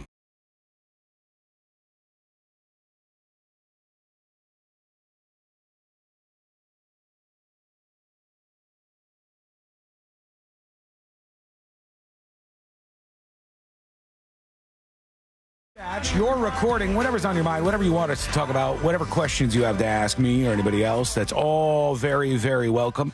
You can send yours now over at thenewsjunkie.com. On the topic of will Trump pardon Diddy, I think there's a 0% chance that would happen. And there's talk about this today. And what's so funny to me is when I see something being talked about across different media outlets and stuff, and I go, where are they getting this from? Where is the chatter coming from? I know they want to fuse two big things, Diddy and Trump, and they want them to be together to a mega story. But is Diddy even asking for this? I mean, we've talked about nothing to ask for yet. Well, he could ask to be pardoned. And he hasn't been convicted, though. You know what I mean? Like, he could say, I would like to be pardoned if I get convicted, I guess. But I think he may still be so full of himself that he's not even picturing an outcome where he's anything other than victorious here. But you got to say, where do they get this from? Like, where does the storyline come from? And when you trace it back, they had Suge Knight, who I think is still in prison. Yes, he is. And he was behind bars, and he joined News Nation, Chris Cuomo, and he said, I still feel like Puffy's going to be all right and have a fair shot at it. He's not a dummy. And he said, if he does get sentenced, I think Trump is going to pardon him. Trump is going to pardon him. You think the president of the United States would pardon Sean Combs for sex trafficking? S-word. He pardoned Michael Harris, he said, referring to Death Row Records co-founder Michael Harris, who was sentenced for attempted murder, drug dealing, and kidnapping, was commuted by Trump in 2021. They don't care about that. It's all about, what's in it for the long run. So he was saying that he thinks that Trump will pardon Diddy if he's found guilty. 0% chance. 0% chance I think that would happen. What a dumb move that would be. Who likes Diddy? If you look at the things like the Menendez brothers, I don't know what the polling data suggests. I don't even know if there is polling data on this, but I would say maybe 10 to 20% of people, maybe even more, say that the Menendez brothers have served enough time and that they should be released. I don't agree with that, but I would guess some portion of the public did. If you polled everybody and said, Diddy, what do you think of Diddy? Do you think Diddy should be released? Do you think the president should pardon Diddy if he was found guilty? Goose egg, man. Nobody likes this dude right now. Nobody likes Diddy unless you're some wild fringe person. Are all these civil suits still happening, or is this on pause until the federal trial's over. They might be fronting this one right now, but as far as I can tell, he's got so many legal things going. I don't even know if he could name them all to you. I don't even know if he'd be able to tell you all the things. He would probably argue that's his lawyer's job. Yeah, and he's going to have to pay him a boatload of money to do it. I'll tell you, I don't know if it's just the media doing a really great job at nitpicking which pictures of Diddy that they publish in conjunction with these articles. Mm-hmm. But the madder we hear he is in the stories and the allegations against him, the more the pictures of that guy, just every one of them seems like he's just pissed off all the time. And then you look into his past and like the whole reason he got the name Puff Daddy, he was called Puff as a young child because that's what he used to do when he got angry. He would huff and puff. Like his whole nickname is about being mad. Yeah, there's a lot of testimony going down as to that effect. But you know what? Courtney asked me an interesting question yesterday, and I hadn't thought a lot about this. She said, and I asked this to you, Sabrina and Sealand, and to everybody else. She said, do you think he purposely let his hair grow gray? Like, is that, do you send a message where you're like Harvey Weinstein wanted to send this message, like, I'm a weak, frail man, I'm dying, don't sentence me. Give me a cane. Or if you're Diddy, do you go, well, let's let the hair grow in and let's go gray because then they'll see me as like an older, less aggressive man. I mean, that certainly could be a tactic, but also do you have the option of getting a fresh cut and dye? I think you do. Prison? I think you don't. I think you no. I think you do. Well, Remember, I think they did not give him the option. He had to argue to get what he got as far as wearing non-prison clothes to court, and so the judge said that he could have a rotation of 2 shirts, 2 sweaters, 2 pairs of pants, 2 pairs of shoes, like 2 of everything for the trial, and that's all he gets. And I don't think he was allowed to dye his hair. Or they have let it happen before, though, because I've seen women who I know don't have blonde hair, and their court case is going on, and they're behind bars, and then they have blonde hair. Like they may have told the judge, hey, all the photos that these people may have seen of me, I have blonde hair. And if I come out with a different color hair, it's going to make me look like now I'm an inmate, now I can't take care of myself, and maybe now I'm guilty. But to Courtney's credit, there's a headline on the New York Post, how Diddy's shocking gray hair could help him at trial. So at least there's some experts saying, like, this could be a net positive for him. But what do you think about that? Like, do you think there's anything to that? Would having gray hair in the courtroom make anybody on the jury think differently about stuff? It would make you look like a different person than as jurors. They're not supposed to see the news and they're not supposed to look at articles about the trial. So they're not supposed to see the thing I just mentioned where all these pictures that are being published of Diddy looking angry. But even if you were able to see all those, that's not who you're looking at in court. So it might have been, the question should be, if he did have access to hair dye, would he have made the decision not to use it to try and garner sympathy from the jury? I mean, I've also heard from, witnesses or people that are in the crowd media that despite his look and maybe his attempt to look a little more frail, he is dead staring everybody. Really? Like, it has just been look back at every single person in the media has met eyes with him. Man, that's taken like, aback. You got to let your ego get out of the way when stuff like this happens. If you want any chance in court, to get the jury on your side, I know his attorneys are telling him, like, hey, make sure you're calm. Make sure your disposition is not that of an angry person. Yeah, but he's denying everything, and all that he's being charged with He's screams. not denying everything. They're going full force on I did it with the Cassie Ventura stuff. I'm saying in the sense of everything that he's being charged with and the stories about him and what's going to be presented in court screams egomaniac. Mm-hmm. This is a crime of someone who thinks that they are on top of the world and no one can touch him. Well, I agree, but I think that's the opposite of what you would want the jury to take in. And like, he doesn't know the other way.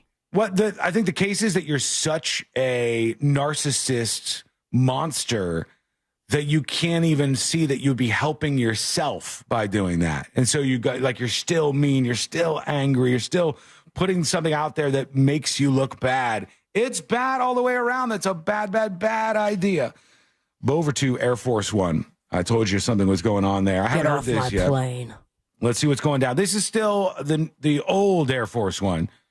The alleged new Air Force One. The American Air Force One. The Qatari Air Force One that has kind of been promised. I don't know what's going to go on with that. That some people were upset about. That's not in play yet. They were on regular Air Force One.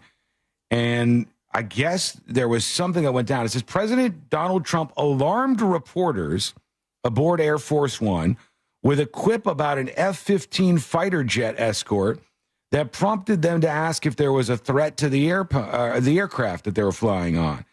The president emerged into the press cabin aboard the plain old Air Force One to speak with reporters, and officials told him, yes, they do need, a volunteer that officials told him, yes, they do need the fighter escort the plane was about to encounter.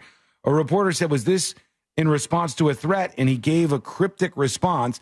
I'm going to try to play it for you. It's usually hard to hear these things that are on Air Force One, but we'll try. Here we go. Let's see what It's going very well. I think it's really going well. Great relationships. And now we're meeting with a group that's fantastic. The Emir is a great guy. I know him all very well. Do they do this the whole time? I'm looking now. I haven't spent a lot of time paying attention inside Air Force One. They have big monitors up where the journalists are and stuff, and it's just the presidential seal and a waving flag the entire time. Can't get like an in-flight movie or something on this sucker? Not when the cameras are on. You're Can't get staring at that anything? waving flag, bitch. Yeah, it's just the waving flag is on the screen, and it's hard to hear him, but I guess they ask about this F-15. How are you? You're going to be surrounded by 8 fighters, in about 7 minutes. You're going to be surrounded by 8 fighter jets in about 7 minutes. Then you say, do we need them? And when they say yes, that doesn't make me feel good, right? He says, when I say, do they need them? And when they say yes, that doesn't make me feel good. I think he's getting a little flight anxiety here. What's the threat? No, let's assume there's no threat. He said, they go, what's the threat? Can you tell me what the threat is? And he goes, let's assume there's no threats. Oh, okay. Which, if I'm the maybe he likes a little bit of getting the reporters on the plane that he doesn't like to begin with. Getting them a little bit rustled up. Like, there's I've heard there's jets. only like 3 threats today. That's a low That's amount. nothing. Child's play. Here's a crazy thought. Can we get some better microphones on the plane? It's just loud on planes. No, I'm very familiar with how loud it is, but I've also seen plenty of videos in which the microphones these days with technology allows a clearer audio piece. Nobody gets him at this. This is CNN's camera and microphone here. It's just hard. We have to assume that. How did you find the Syrian president? Right. I think very good. Young, attractive guy. Young, attractive guy. He's talking about the president of Syria now. Kevin on YouTube says, TNJ wasn't streaming. That's usually what's on that TV. I'd be flattered. Have us up on that TV. Any TV that wants to put us up. Put us up and let the people see what's going on here. You could watch yourself if you'd like. Go to youtube.com/thenewsjunkie, youtube.com/thenewsjunkie. I got a shocking altercation on a plane via body cam video that we're going to get to here in just a bit. We got our friend Fritz joining us for Fritz on the Street. Fritzy. That's coming up here shortly on the show. Hey, Fritz, how are you, buddy? Good. How are you? I've been better. I've been better. This could be the last Fritz on the Street, which is upsetting to me. And I texted you various things this morning. That is correct. I would like your new employer's number, please. Unrelated. Just a little chat. And we'll keep those things between you and I, but those are my sentiments. And same. Yeah. Ditto, my man. So this could be the last Fritz on the Street today. We're hoping that we can pull off some sort of miracle last minute, but we're up against the wall here. Fritz does have a new gig, which I'm sure you're excited about. That's starting pretty soon, right? Yeah, it starts on Monday. That's nice. God damn. That's nice. He's excited to get into that. And we're just unsure as of the future of Fritz on the show, which absolutely sucks. But we might as well enjoy the time while we got it. And we got Fritz today. So, folks, come hang out with us for the ride. Give Fritz some love. And right now, we're going to take a quick break because when we come back, the next episode with Sabrina. What's coming up on the next episode? What's coming up on the next episode? Kim Kardashian faced her, quote, grandpa robbers in court and really stuck it to the peepaws by wearing literal millions. A new book is highlighting the, quote, Princess Diana effect. I don't know why I keep doing quotes. One example being a brawl between Rocky and the American Gerbilo. Plus, we have to say see you later to a famous gator who's headed to the big swamp in the sky. All that and so much more coming up on the next episode. And that is coming up next on the News Junkie. Coming up tonight on Real Radio at 7, it's a corporate time with Tom and Dan, brought to you by Gringos Locos and Modern Plumbing Industries. At 8 p.m., it's Good Sauce with Ross and Joel. At 9, it's Real Laughs, followed by Real Music Weekends at 10 on Real Radio 104.1 and on your free iHeartRadio app. This weather report is brought to you by Mills Air.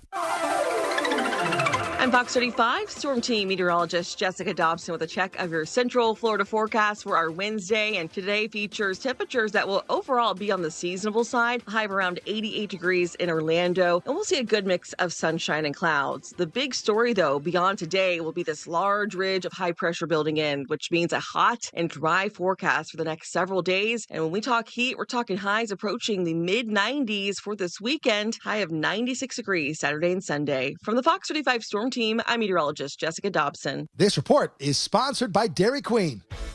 Get big summer flavor in every bite with the new DQ Summer Blizzard Treat menu, featuring new mixing bowl mashup, fan-voted s'mores, and more. For a limited time, right now at DQ. Happy tastes good.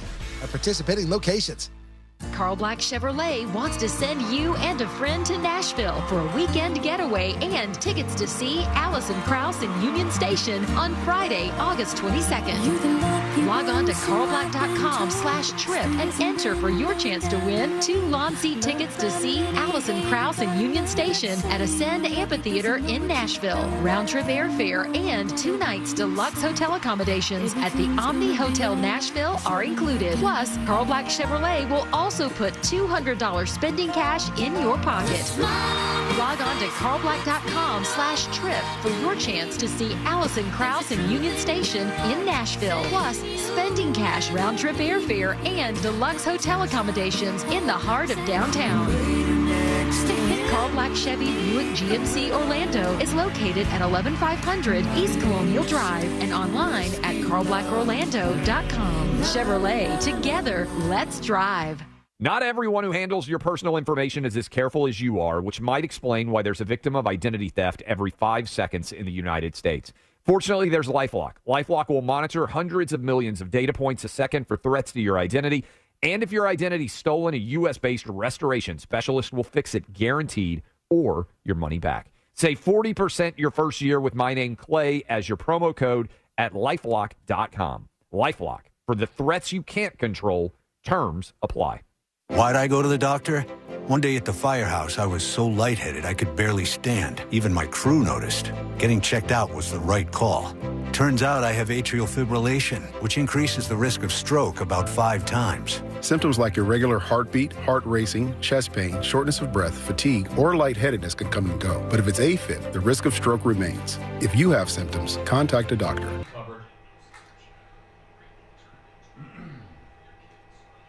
Skull Mike people, how are you? Skull Mike Squad. The next episode coming up in just a bit here. Hello to everybody. Hey. Make sure you hit subscribe if you're not already subscribed. It's free for you to do. And if you like catching the live stream every day, it's an awesome way to get notifications when we go live. I get people all the time who email and they go, "Why aren't you live on YouTube today?" It's one of the frustrations I'm having at the moment, but there's multiple ways that you could find this out. One is subscribe on YouTube and get the alerts, and then you'll get a YouTube alert when we go live. That's an easy one. Or subscribe on Twitch and you can get the same thing. But the other one is you can always go to thenewsjunkie.com, and if we are streaming live, you'll see that we're live, and you'll see the live streaming link on top of the homepage. A lot of people are like, "Why aren't you streaming today?" I'm like, dude, we're in the 3rd hour of the show. We've been streaming. We've been here. Make sure you sign up. It's free.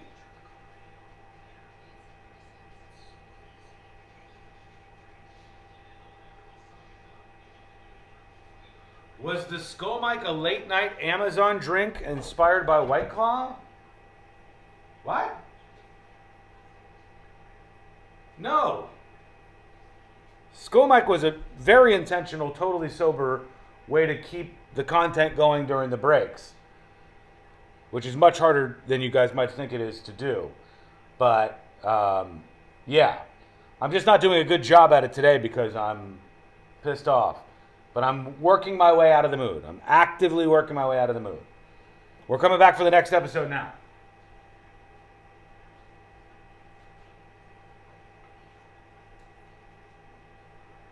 Anybody complains about their cell phone bill, we say, you've got to check out Consumer Cellular. And now for a limited time, new customers can get their second month free when they use promo code SECONDFREE. Just call, click, or bring us your bill and see how much you can save. Because when it comes to big wireless, if you're staying, you may be overpaying. Call 1-888-FREEDOM, visit a store near you, or consumercellular.com and use code SECONDFREE to get a free second month. Real people pay to share their opinions, and this ad plans include $5 credit for auto pay and e-billing. Taxes, fees, and other third-party charges will apply. See website for additional details. Real Radio is on X at Real Radio 1041. Sponsored by the law offices of Anajar and Levine Accident Attorneys. Have you been in an accident? Call the law offices of Anajar and Levine at 1-800-747-FREE. That's 1-800-747-3733.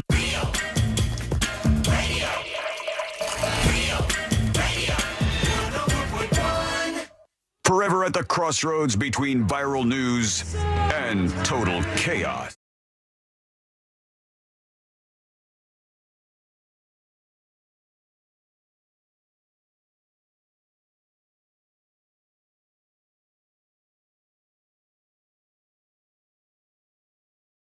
A little bit of entertainment and beyond.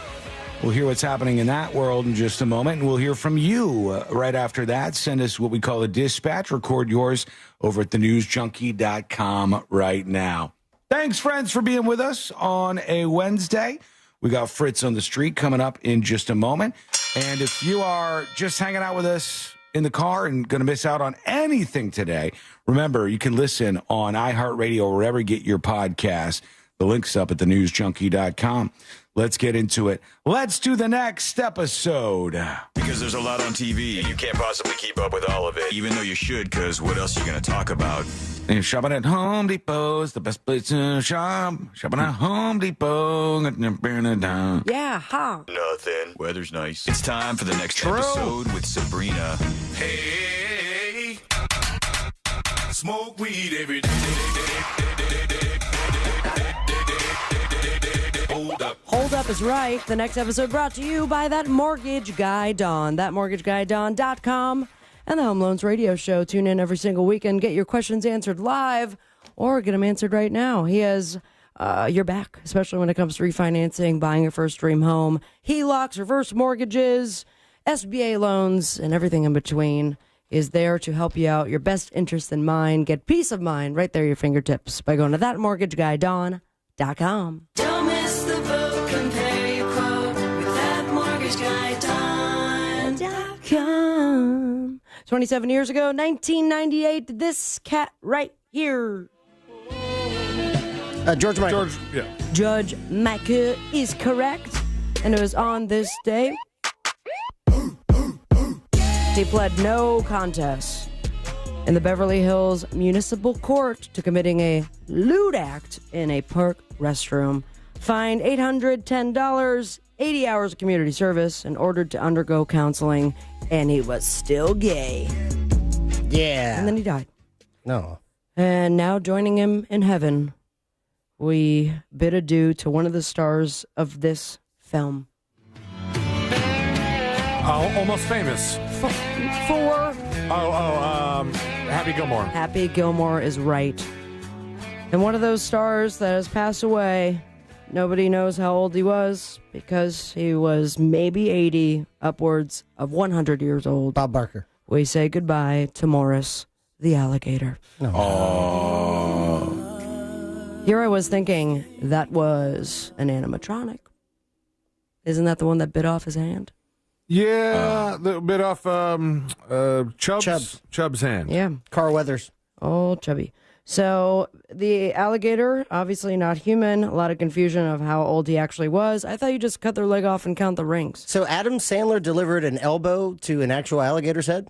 That's brave. I believe it. Jesus. Morris had a long career in Hollywood, 1975 to 2006. Holy cow, he was in movies before I was born. Yeah, dude. He was in the cult horror classic Alligator in 1980. 1994's Interview with a Vampire. Oh, yeah. And albeit 2001's Dr. Dolittle 2, baby. This is a pretty famous alligator.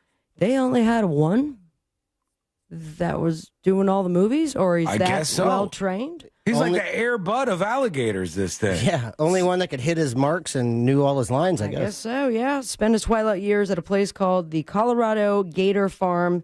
They plan to bury him next to his mother and father. No, that's not what I saw. Psych, no, they're going to stuff his ass. Yeah. Scare small children for many years to come. That's what he would have wanted. So rest in peace. Do you think in a better place? If you pay extra to get a picture with that gator, can you put Chubb's hand in his mouth? Yeah, I or maybe hope bring so. your own prosthetic. Yeah. Yeah, they're getting them taxidermied, and then they're going to have them forever. But they can't keep using them in movies like that, obviously. Or could they? Maybe, I don't know, maybe. Just put one of those Boston Dynamics robots inside of his body. Yeah, I was thinking one of those Raspberry Pis. Just put it in there and let him freak out. Love it. That might work a little bit if you just jammed a Boston Robotics dog inside the frame of that alligator. And then he just keeps could. running into walls, and you push him, and he gets back up eventually. Yeah, he'll be a little like herky-jerky, but it still would maybe work. Till the firmware update, and then we're all There you screwed. go. Kim Kardashian, human and in court this week. If you know how I feel, why would you say that? Like, you put me in such an uncomfortable situation. So uncomfortable. And tell me if this is uncomfortable. She was up for in the witness stand for the trial against what they're calling the Grandpa Robbers. This was the Paris Hotel robbery in 2016. They held her up at gunpoint, 3 o'clock in the morning, stole all her jewelry. So she takes the witness stand wearing not one, not two, but $7 million in diamonds. Wow. Good for her. Two-Face. That's a good flex. Those that held her up in gunpoint. Her look included 52 Hope her carat hotel is secretive. necklace worth $3 million, matching diamond earrings, rings, and an anklet. Some sites are reporting the necklace to be $1.5 million. She was there to testify against the thieves, and I have to be a little careful, but this is what went down in the petty court. She says, I was certain that the moment he was going to rape me, I absolutely did think I was going to die. I thought about my sister, Courtney, thought she would walk in and see me shot dead and have the memory in her forever. Her stylist, Simone, also took the stand because she was staying in the same suite and could hear Kim begging for her life. And I guess the trial shall continue. Wow. We'll see what happens to the grandpa thieves.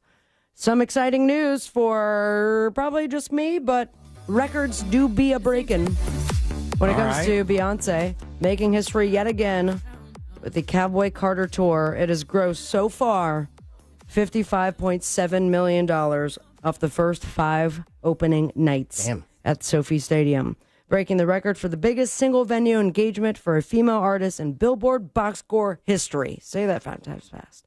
A new report published by Billboard, first 5 shows pulled in nearly $60 million. Publication reported the singer grossed $11.1 million per show, performed nearly to 45,000 loyal Bayhive people, the bees, that paid a lot of money at first, and then it turns out you could have paid a lot less later on. It's starting to sound personal right now. It's starting to sound like this is a personal thing. It's too late.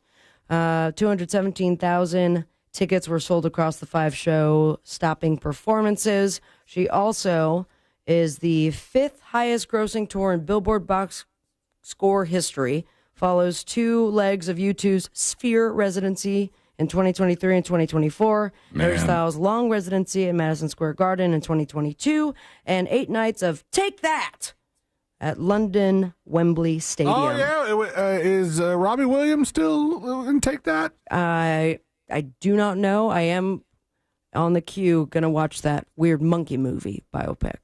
I gotta tell you, I don't get you Beyonce fans. I don't understand what works in that whole world. I don't know any of the songs after Single Ladies. I have no idea what any of those songs Quite a few are. albums you're behind. I really like the song Bodyguard off her new one. Really? great. I never Cowboy heard Carter. of any of. Have any of them besides the country one gotten any airplay at all? I don't understand how the whole thing works. Quite a Honestly, few. The one with Post Malone, the one with Miley Cyrus. I don't know any of these. She It's did a one with great Dolly album. Parton too, didn't she? Dolly Parton was featured, but she did on Jolene. a remake of Jolene. And but maybe this is more up your alley, Sean. We now have the World Video Game Hall of Fame inductees. Okay. 2025. Is that King of Kong guy going to be on it? I know him. I don't believe so. We have 4 new Damn games it. being honored, and they are at number 1. Let me know if you played it. It was the year you were born, 1981. Defender. I know of Defender. I never played it, but I know of it. It Very raised the simple. bar on difficulty from simpler stuff like Space Invaders. At number 2, we have Quake. Yeah, Quake was a big one. That never was played that. a Never played it follow-up to Doom, which introduced a 3D engine that's still used today. And then here's one that we all definitely played. I'm speaking for myself, hopefully, but GoldenEye. Oh, yeah. GoldenEye definitely. 007, where you can That- make the giant head. Slaps That was- only, baby. That was a breakthrough game. You that was a bet. big breakthrough game in the history of video games, I think. Yeah, one of the best-selling Nintendo 64 games upon its release in 1997. And here's another one that I think it's just me.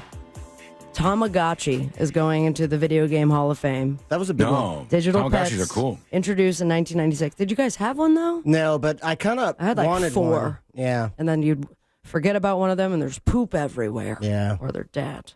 Yeah, I saw that they just made one for Peanuts. And it's a Tamagotchi, and then you got like Snoopy or Woodstock, and you take care of them. And I'm like, That's they're still love doing that. it in 2025. People still like these but things. it's attached to an app. Mhm. I'd rather no, just be that- within this the- one. This one is like the little plastic thing with the black and white screen. But there's no app attached to it? No, I don't think so. No, this is like an actual little device that they made. I will tell you, there are some games that did not make the cut this year. We have Age of Empires, was a no-go. I used to play the hell out of some Age of Empires. Angry Birds. I played, I'll tell you, on my way to San Diego, I beat the entire game on the flight because they had that available. I know people might be against this, but I would argue that Angry Birds should be in the Video Game Hall of Fame. I because, think eventually it will be. Again, like, can you remember when the iPad came out? That but was Fruit the thing. Ninja walked so Angry Birds could Yes. run. Yeah, both of those. I would say both of those games should be in the Video Game Hall of Fame. I think those were like big breakthrough games. Call of Duty 4 Modern Warfare, did not make the cut. Frogger did not make the cut. That's wild. It's not in the Video Game Hall of Damn. Fame. Golden Tee, also wild. It's not there. What? Harvest Moon. Oh, Golden Tee. That is a dynasty in gaming. And I don't know, is this a typo or was there a Mattel football? No, Like that's Barbie football sounds awesome. No. That was like one of the original Tecmo Bowl type football games. There was terrible graphics. It was garbage. But And NBA 2K did not make the cut. We shall see. Hot take. Take. Not even really Hit it. hot. I think this Video Game Hall of Fame just, they only have a limited list every year, and they leave key games out so that they people can go stay back? relevant. I'm like, we're gonna need some games in here. We can't just get all the good games in here. I'll tell you where it was relevant. I learned about the Video Game Hall of Fame as part of my video game class at UCF. That Oh, really? was part of my digital media minor. And I loved it. That's where we talked about the Kong King. King of Kong, yeah. King of Kong. Yeah. Fistful of quarters or something. Yeah, like it's a that. documentary Little bit about about me. some guy who decided to start playing video games when his life sucked.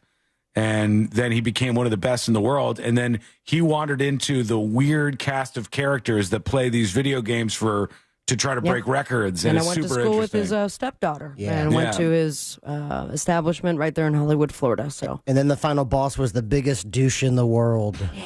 good I luck like him, out though. there, Yeah. douches. That guy, Billy Mitchell, if you know anything about the video game world, he's a good villain. I love a good and villain. a great head of hair. Yeah. On the boob tube. We have everybody live with John Mulaney. Alanis Morissette's going to be on with him. Celebrity Wheel of Fortune. We have the 3rd season premiere of Sullivan's Crossing. Do you think Sullivan crossed this time around? Hopefully. TMZ investigates what happened to Justin Bieber on Fox. American Manhunt, Osama bin Laden. Spoiler alert, they found him. And you can catch Nick Kroll on Stephen Colbert. Follow your dreams and me on Instagram, at Sabrina Amber. And most importantly, stay with me, America. Hoo. Smoke weed every day.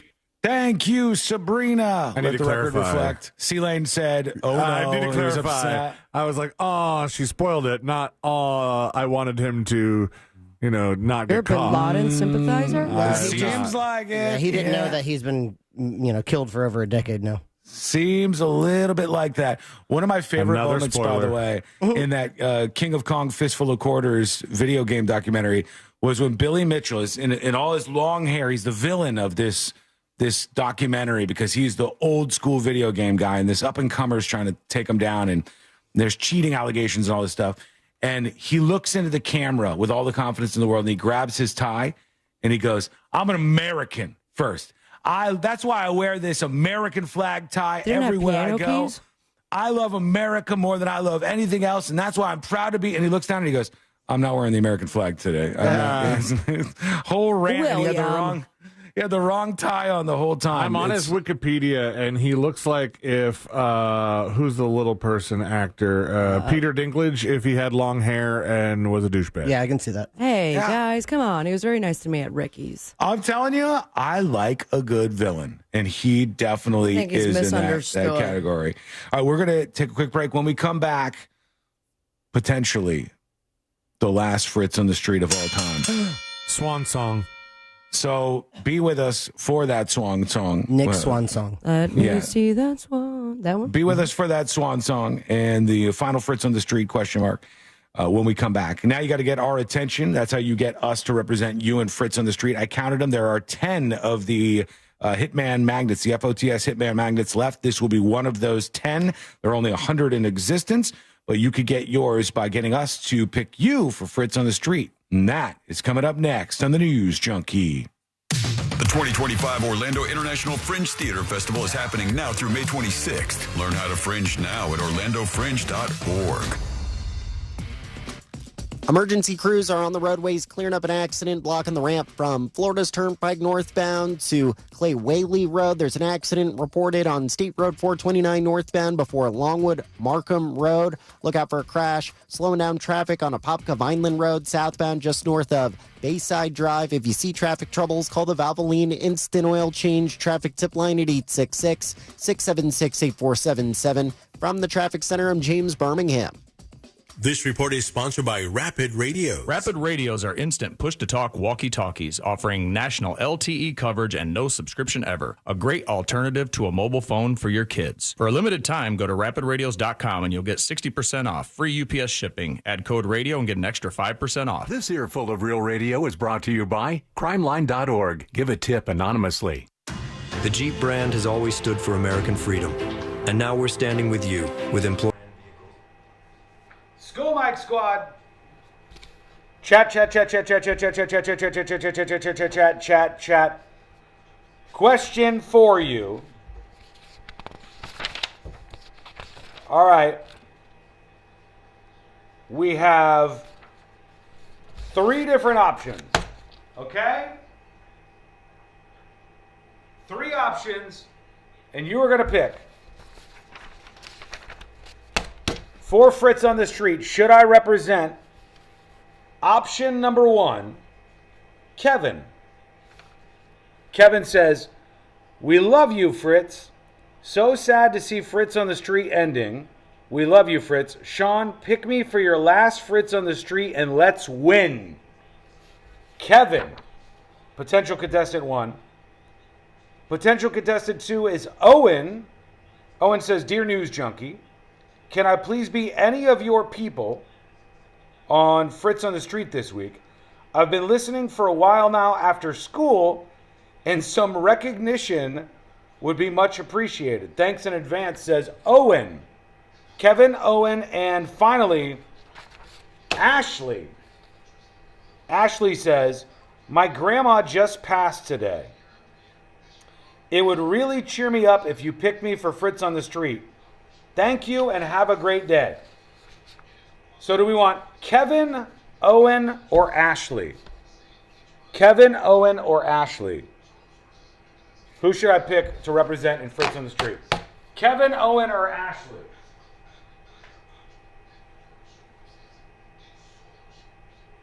Kevin, Tammy, Owen, Ashley, Team Owen. We're like Pashley. We got a lot of Owens. Oh, there's 2 Kevins, though. Team Owen, it's tied right now between Kevin and Owen. I got to watch. Kevin. Oh, so Ashley's coming in. Pick Owen. He's the future. All right, I'm going to wait. In the next 10 seconds, whoever between Owen and Kevin gets more votes, in the next 10 seconds, that's who's going to be chosen. Ready? 3, 2, 1. Kevin and Owen. Kevin, Owen. Kevin, Owen.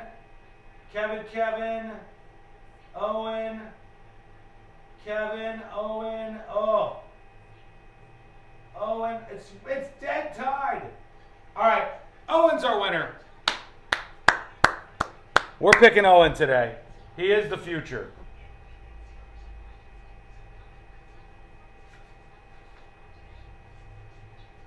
Congratulations, Owen. Not that I'm going to win today for you, but, just congratulations, all things considered.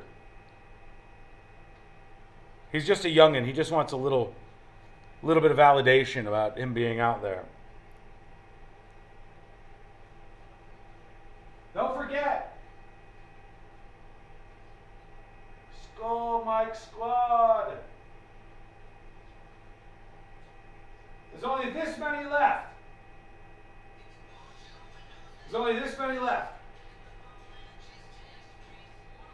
Subscribe to Secret Shows to get your Skull Mike Squad sticker along with a magnet. Subscribe to Secret Shows, claim the magnet after you sign up, or if you are already a subscriber, gift Secret Shows. Hit the gift icon at thenewsjunkie.com, and for every gifted sub, you get a magnet and one of these limited stickers for Skull Mike Squad. Get them while you can. All right, we're coming back right now for Owen.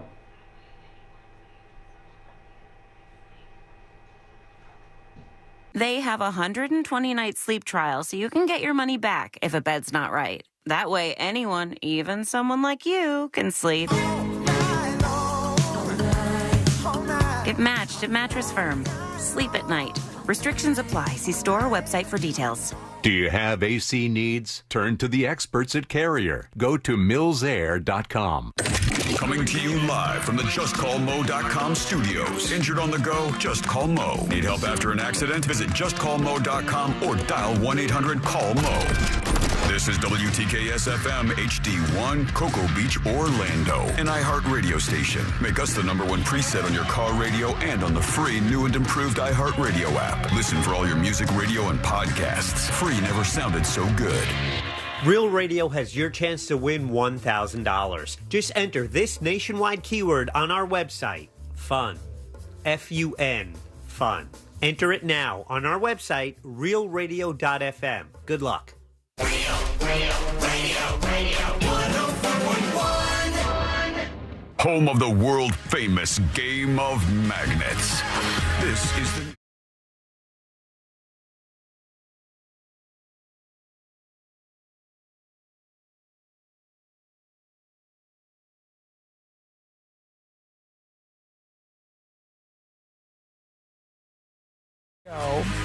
For one last run. Let's run it back one last time here on Fritz on the Street, and we'll see if you are going to be featured on the show as well. All right, Fritz on the Street, the final round, question mark, unless we can work some stuff out with Fritz, which I hope we can. I really, really, really do hope we can. But we now got to pick who we are going to be fighting for in Fritz on the Street. And I had some great choices. I had Ashley who emailed and said, my grandma died today. It would really cheer me up if you picked me. Okay. I had Kevin saying, I'm so sad to see Fritz on the Street ending. We love you, Fritz. Sean picked me for the last Fritz on the Street.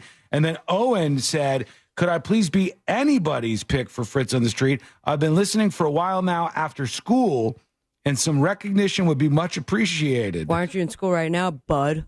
I let chat pick. They picked Owen. Owen is going to be my pick for Fritz on the Street today. What about you, Sabrina? I'm going to go with Ghost Bird on Instagram, who apparently you called a basic not too long ago. So I don't know who that is.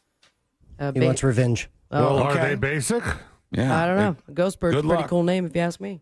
All right, Owen, Ghostbird. What about you, C-Lane? I didn't really go through, but I saw on my phone that Popcorn Fart asked for a pick, so all right, we'll go there with you go. Popcorn Fart. Popcorn Fart. Those are our final choices. We're locked in. We're ready to go. And now the big question. Fritz, are you ready to do this? I am. All right. I'm sad. Me too. Let's Here see we what go. happens. Let's do Fritz on the Street. Now it's time for Fritz on the Street. Hello, Sabrina. Hello, Sean. Hello, C-Lane. Hi, Fritz. Hey, Fritzy. Fritz on the Street, sponsored by Mo DeWitt. Injured on the go, just call Mo. 1-800-CALL-MO. That number, 1-800-CALL-MO. In first place with 133 points, we have Mr. Christopher Dolores Lane. In second place, 5 points removed with 128 points, we have Miss Sabrina Umbra. And in third place, 1 point removed from her with 127 points, we have Mr. Sean Wasson. That's right. I usually go to the bars, so you don't have to. In this case, trivia was canceled because I'm in my first Fringe show. Thank you very much. Nice. Until Very next time, that's in the Yellow Venue. It's a radio theater play. So I had some friends, for the last hurrah call in. So these are all phoners, and also my wife, Darcy. So, all right. Sweet lady. If you think you know it, chime in for that bonus point. 4 current event questions and 4 general knowledge trivia questions also. So there we go. If you think you know it, chime in, and away we go. Question number 1. For the first time in history, Sabrina. Sabrina. That would be an American from Chicago. That is incorrect. For the first time in history, Pope Leo XIV hails from which U.S. state? C-Lane. Illinois. Illinois is correct. Son of a bitch. Oh, you know what? I didn't do this. There we go. C-Lane, out of 8 answers, how many do you think said Illinois? 8. 8. 6. 6 for Sean. 7. And 7 Heaven. for Sabrina. Question number 1 with answers of 6, 7, and 8. Ding, ding, ding, ding, ding, ding. Someone knows their Pope Bob. Who is it? For the first time in history, Pope Leo XIV hails from which U.S. state? Oh, I don't know the state. Illinois. Illinois. Illinois. California. Illinois. Illinois. Chicago. Illinois. That would be 6. So Sean is picking up 2 points on that one, and Sabrina, with a guess of 7, picking up 1 point. That's right. Now moving on to question number 2. Dos in Espanol. In November 1997, what Australian rock singer was found dead in his hotel? C-Lane. Oh, damn it. November 96. Pass. I know the first name. Sean? Oh, no, I should have asked you is it Michael Hutchinson? I will give it to you. It's Hutchins. Yeah, that's close enough. In November 1997, what Australian rock singer was found dead in his hotel room? Sean, out of 8 answers, how many do you think said Michael Hutchins of NXS? I think 4 people said it. 4. 3. 3 for Sabrina. 4. And 4 for C-Lane. Question 2 with answers of 3 and 4. Ding, ding, ding, ding, ding, ding. Somebody knows their NXS. Oh, no. Who's picking up 2 points? In November 1997, what Australian rock singer was found dead in his hotel room? Michael Hutchins. Michael Hutchins. See, I don't remember. Mike Hutchins? I don't know, pass. I don't know. Damn it. Nope. Michael Hutchins.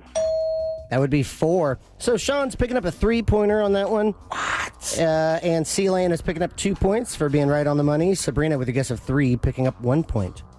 Moving on now to question 3. During his tour of Gulf nations, President Trump announced sanctions would be removed on which one? C-Lane. China. That's incorrect. Sean. Sean. Syria. Syria is correct. Sanctions would be removed on which West Asian country? Completes that one. Sean, out of 8 answers, how many do you think said Syria? 3. 3. 4. 4 for Sabrina. 3. And 3 for C-Lane. Question 3 with answers of 3 and 4. During his tour of Gulf nations, President Trump announced sanctions would be removed on which West Asian country? India. No idea. No idea. God, I don't know. Russia? Thailand.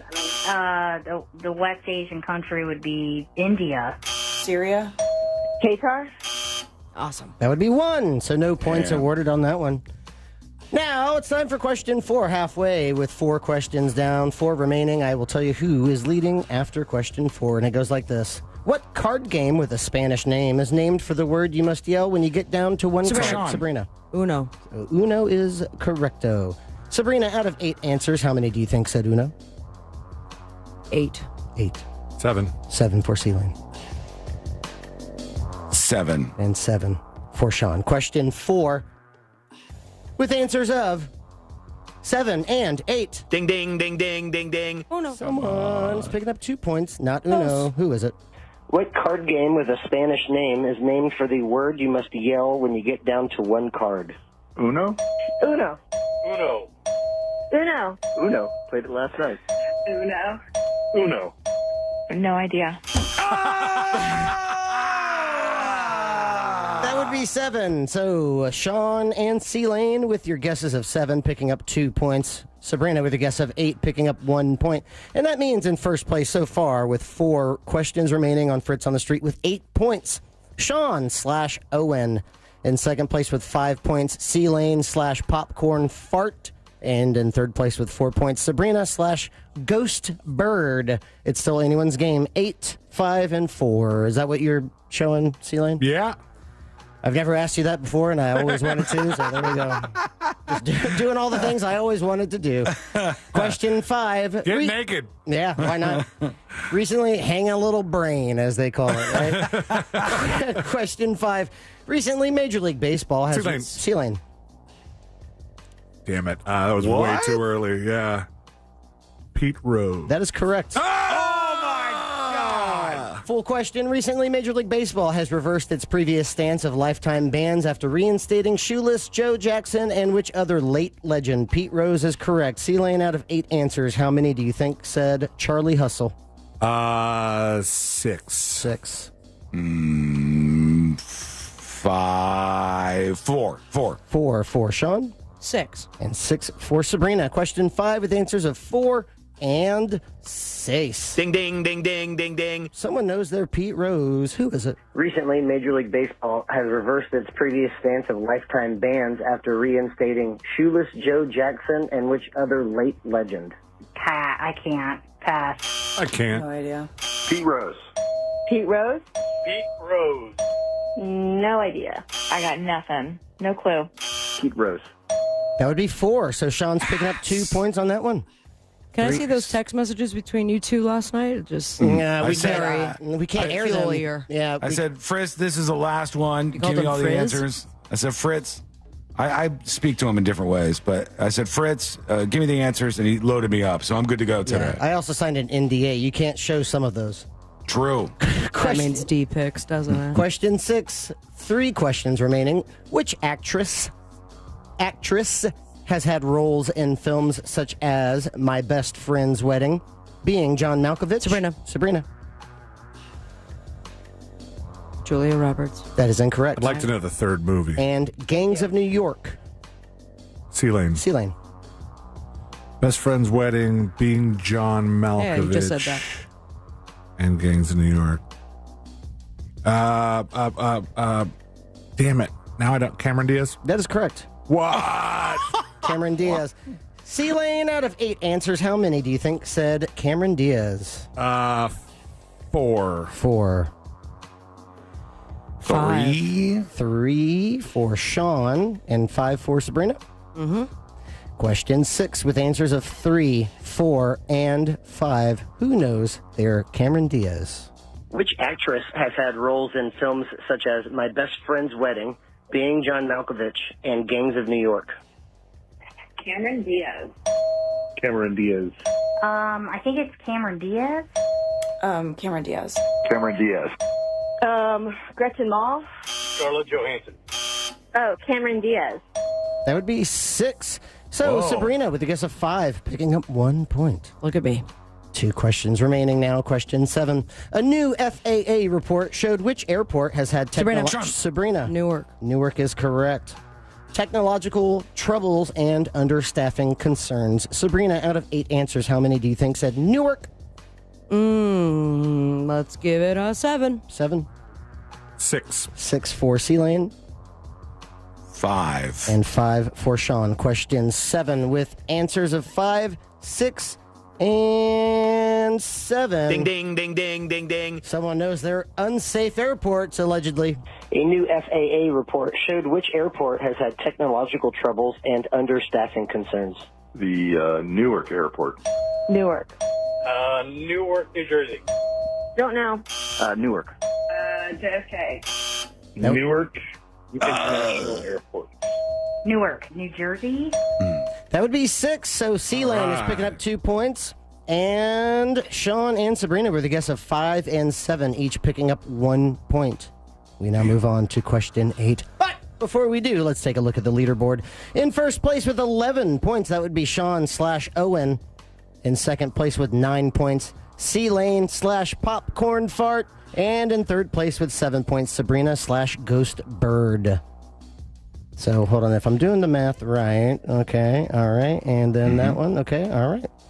Question 8 goes a little something like this. What is the capital of Canada? C-Lane. C-Lane. We've done this so many times. What is Ontario. it, then, buddy?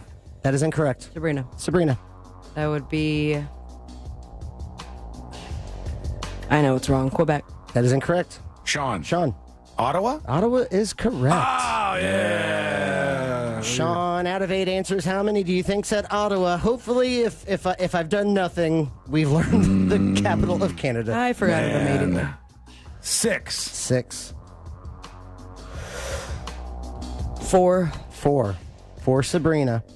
I guess I'll go 5. And 5 for C-Lane. Question 8 with answers of 4, 5, and 6. Ding, ding, ding, ding, ding, ding. Someone knows our neighbor to the north.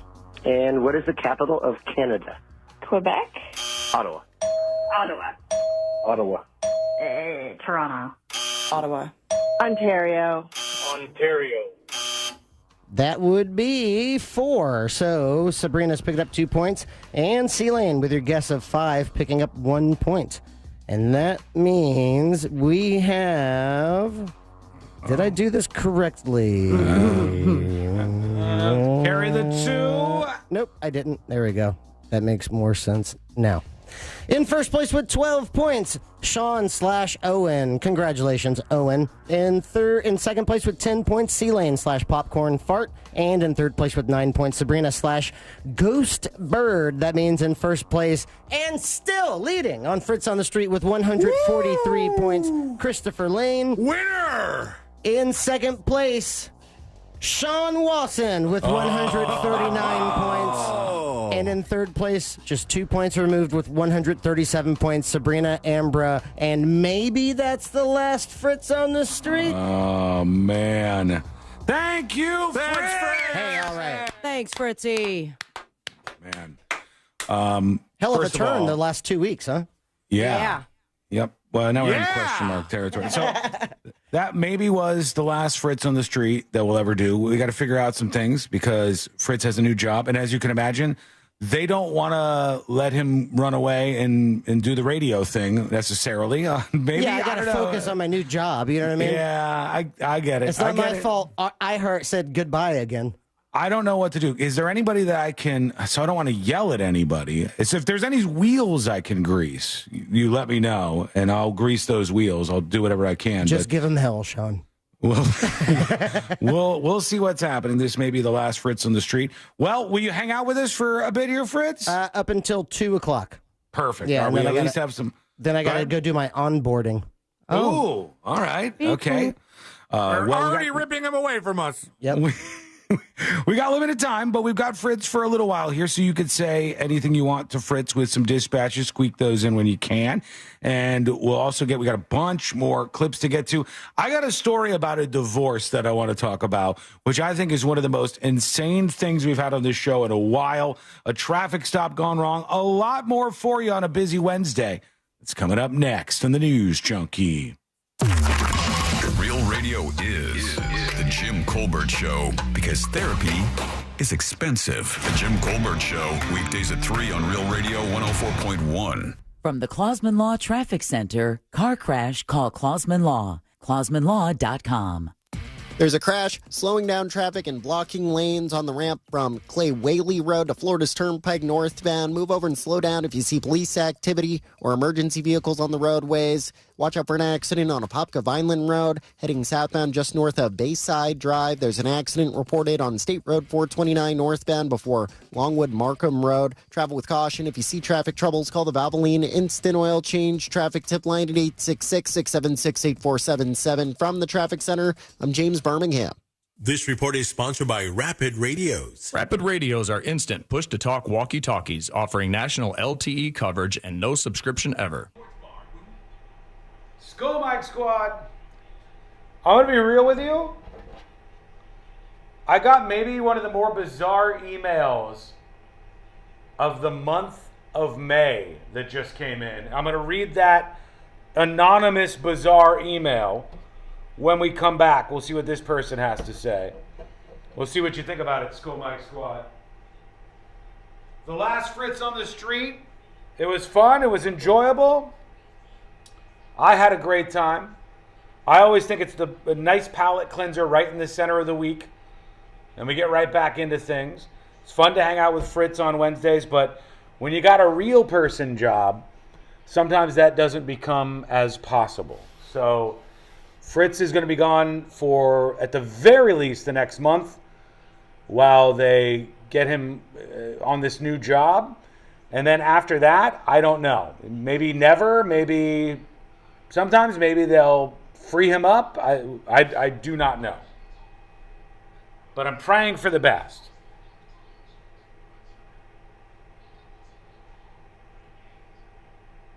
Decon said, I'm taking bets that it won't end. I hope you're right, buddy. If you think I've got some wild card to toss down, I really don't.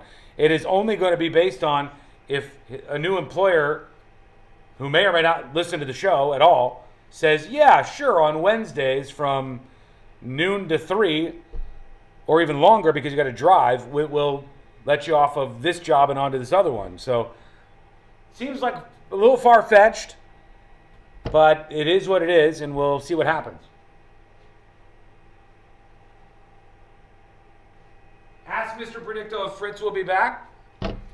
Mr. Predicto, the great and wise, we will trust your answer with the utmost authority that we can give to an answer.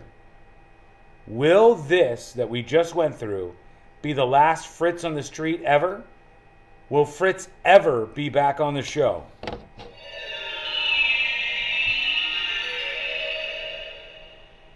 Definitely yes. Oh my God. It was a definitely too. It was a definitely. Rip Fritz. Like that was confident. That was Predicto with confidence saying, yeah, this is happening. Should we see if Predicto is on today or if Predicto is maybe a little loose and wrong? What's another question I could ask Predicto to verify that he's on target today and that Fritz is really Rip on the show? What can I ask?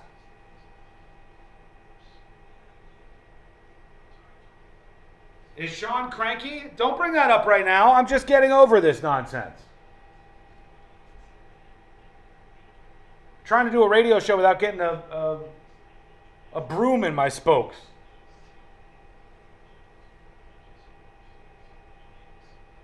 Mr. Predicto, is Sean wearing shoes? Somebody says, ask if Orlando City will win tonight. No, we can't do that. It has to be something that we can confirm whether or not Mr. Predicto is right about things. Because he said absolutely this was going to be Fritz's last time on the show. Which sucks.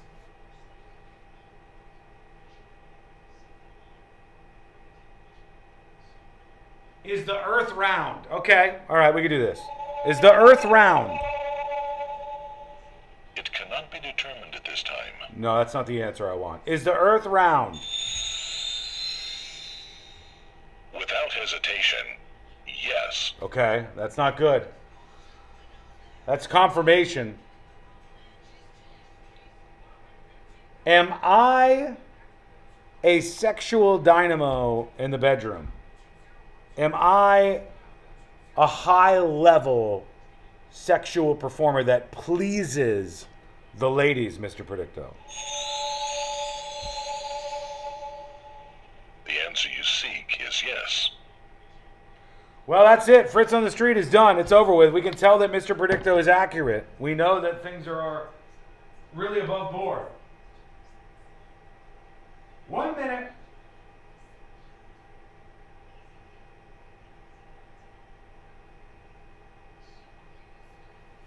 One minute, folks. We're coming back. Get those Skull Mike Squad stickers while they last. Gift a sub. Click the gift icon on thenewsjunkie.com, or just subscribe if you're not a Secret Show subscriber and claim that gift, that magnet that comes along with this Skull Mike Squad sticker. Here we go. 212598000. Solid Bite. Life-changing dentistry. Made for This Mountain exists to empower listeners to rise above their struggles and face the mountain in front of them. So during Mental Health Awareness Month, focus on your emotional well-being. Tune into the podcast and climb that mountain. You will never be able to change or grow through the thing that you refuse to identify. The thing that you refuse to say, hey, this is my mountain. This is the struggle. Listen to Made for This Mountain on America's #1 podcast network, iHeart. Open your free iHeart app and search Made for This Mountain. Discover the new Buick SUVs in stock now at orangebuickgmc.com. We are professional grade. Real Radio has your chance to win $1,000. Just enter this nationwide keyword on our website, FUN. F-U-N, FUN. Enter it now on our website, realradio.fm. Good luck.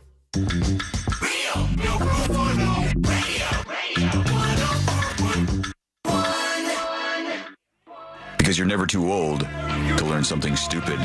This is the news.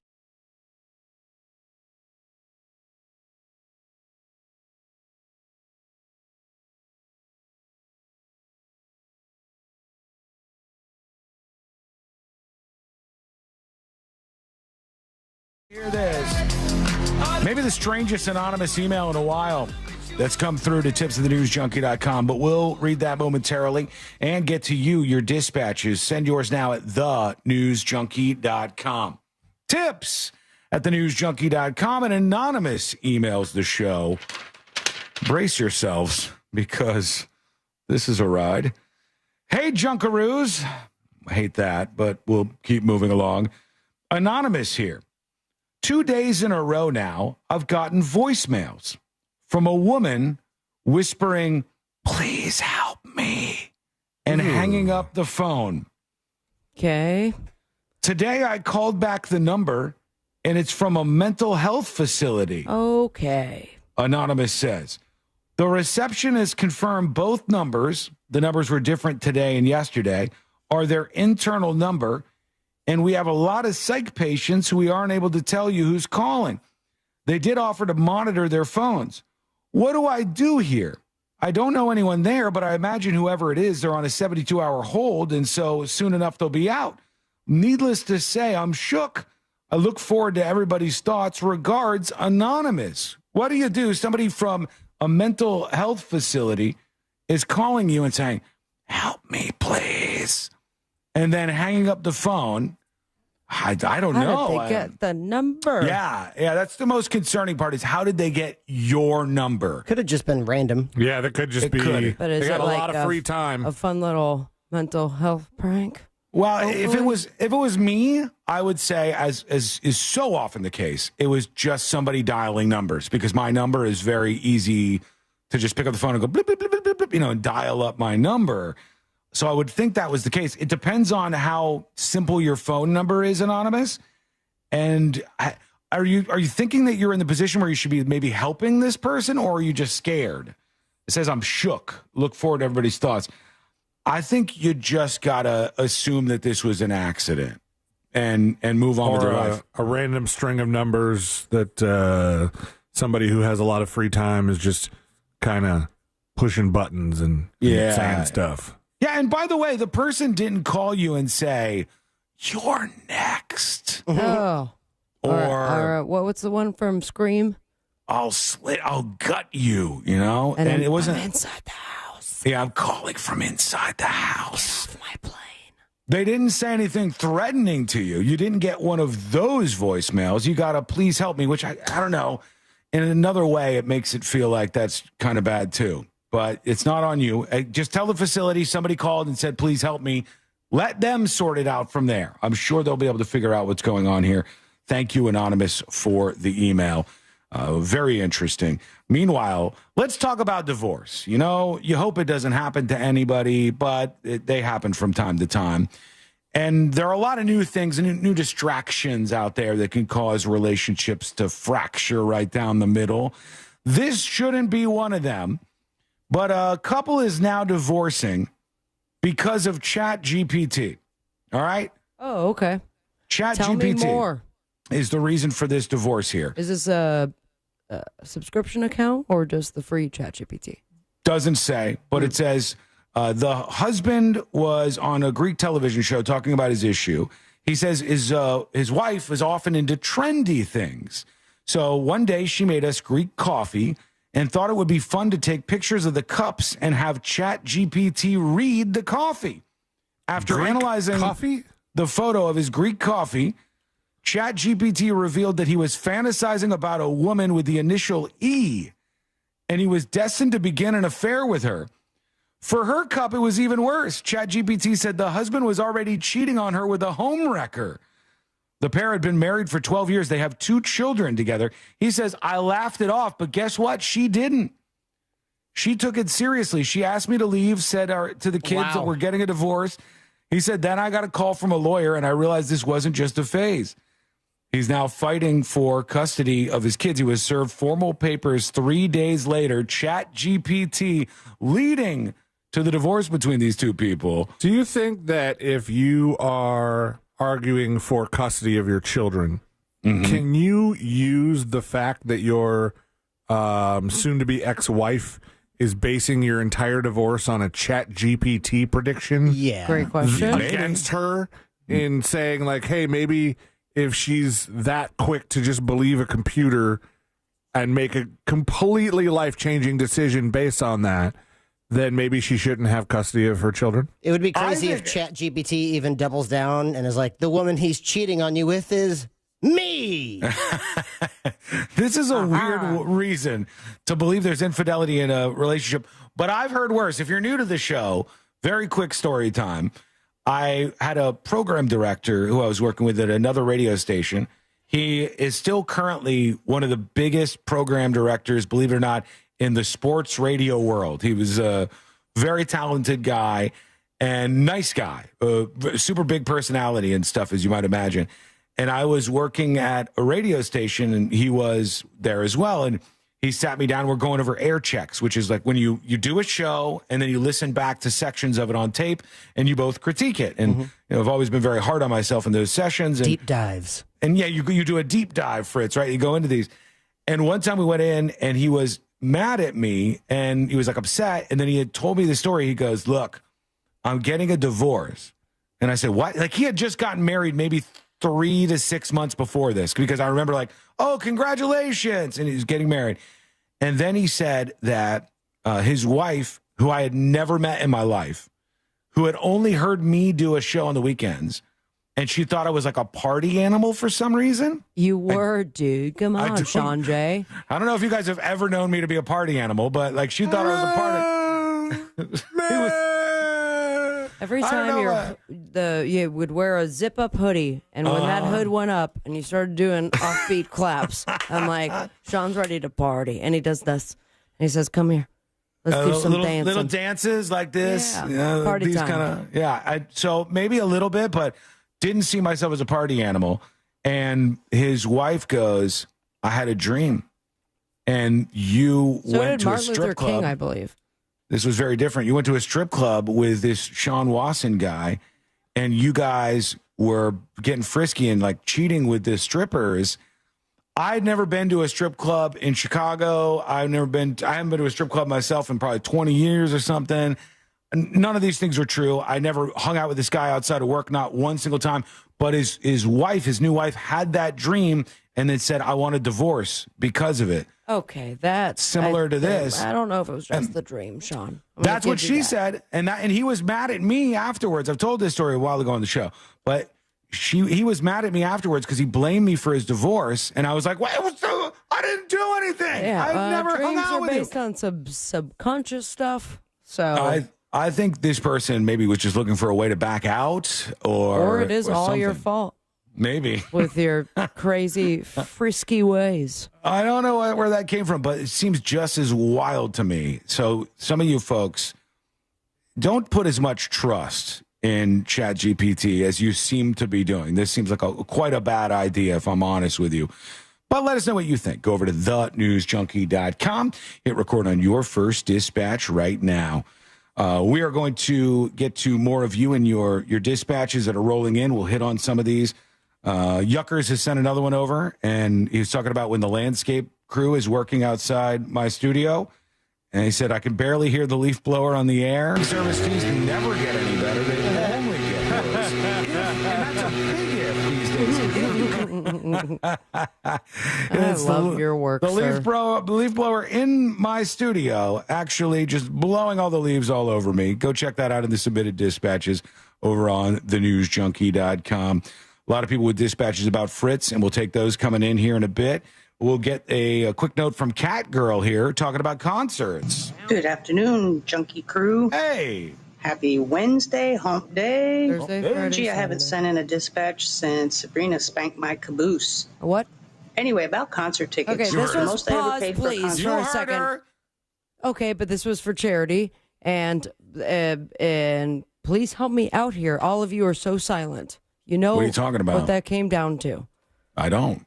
It was for the morning show's wonderful event, Yeah. in which it was either get slapped in the face or spanked to the butt. I didn't know the butt was an option. I didn't know anything about this. I mean, I think I remember you talking about it afterwards or something, but I didn't hear that. We definitely, as a station, all promoted it. It was a couple of years ago. But I guess thank you so much for your contribution to the charity. That was All we involved. know is that you smacked her in the ass. That's all that we have learned from any of this. And you did it under duress. Got my back. She said, "Well, let me let her." I was going to read her dispatch. Let me just let her Concert say it. ticket back in the day was $25 to $30. I got to see Pink Floyd, Kiss, Journey, Boston for all $30 at the remember most. exactly what butt this Glad I was was, born too. back then. Couldn't afford to go now. Wiggle, wiggle, pop, pop. Have a great Yeah, day. you aren't the only one who can't afford to go to a concert anymore. It's pricey for everybody. Even if you got a bunch of money, like seeing UFC was $500, $600 a piece for some of the tickets, like regular tickets. And let's say you want to go with your family. I don't know. Would you go with your family to a UFC thing, or is that weird? I mean, if you have young ones who are learning martial arts, sure. Yeah, you might. You're right. That makes sense, Fritz. And so let's say you have you and your two kids that are into martial arts, and then your partner. So 4 of you are going to go. If you want to go, let's say best case scenario, $400 for the UFC tickets. Too much. That's expensive. Yeah. You know, that's $1,600. It's $3,200. Half of a mortgage or half of a rent. Right. $1,600 for 4 people to go see a UFC fight. That's expensive. The concerts are the same kind of thing. It's very, very pricey right now. But let us know what you think if you've been caught up in this or if you just don't go anymore because of the prices. Let us know. Send us a dispatch. Record your video or audio dispatch with your thoughts or questions or anything else you have on your mind right now over at thenewsjunkie.com. When we return, jury duty. And in it, a trooper pulls over a sheriff. Whoop, whoop. And the sheriff didn't like it very much. The whole back and forth is on body cam, and we're going to listen to that in jury duty. That is coming up next on the News Junkie. Real Radio is on Facebook at Real Radio 1041. Sponsored by the law offices of Anajar and Levine Accident Attorneys. Have you been in an accident? Call the law offices of Anajar and Levine at 1-800-747-FREE. That's 1-800-747-3733. This is Katina Mobley. This is what's trending from iHeart Sports Network. Presented by Fairwinds Credit Union. NFL fans are celebrating their... School Bike Squad. You know what I saw? I saw something today. Tell me what you think about this. Walmart is now adding what they're calling, I think, basket fees. And if you are like, checking out or you're using EBT or you're like a Walmart Plus customer, you have a minimum basket fee now, which is like, hang on, let me see. Hang on.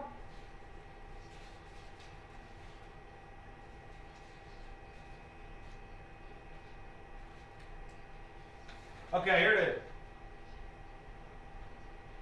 It says Walmart has reinstated a new basket fee for shoppers using a popular delivery service, Walmart Plus. Now, if your order is under $35, they have a $6.99 basket fee that you get charged to cook things up a little bit. They paused it during COVID, but they brought it back. And some people are saying it's because of the tariffs. This is like a way that they can snake extra money out of people over at Walmart. As if we don't have enough to worry about already budget-wise, said somebody in r/food stamps. Just made an order this morning and got hit with this. I unfortunately had to pony up the $6.99 just to get the food I needed until my next reload day. Damn. These people waiting for reload days. How do you feel about that? Fees, fees, fees, baby. That's how they get you absolutely everywhere. Absolutely everywhere. It's the credit card fees, the basket fees, the server fees, the whatever fees, the basket, I already said basket fees. The fees of all different stripes, the Memorial Day fees, the Sean fees. We need more Sean fees. Crazy. Bingo fee. So spend 35 or no go. Spend 35 or drive. Right? I mean, that's the big thing here. Just spend 35 or get off your ass and drive. If you got a car, you shouldn't be spending such a significant portion of your budget to delivery food.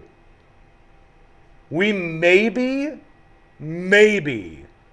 do it once every 2 weeks. We'll get an order. Once every 2 weeks. I could do that if I want to. That's a waste of money.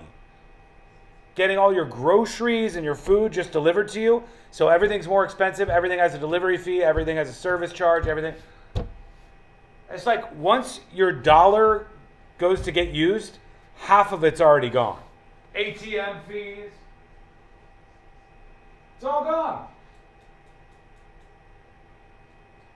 Tammy says, I use it 3 times a week. Laheva Rasta says, try shopping with a toddler.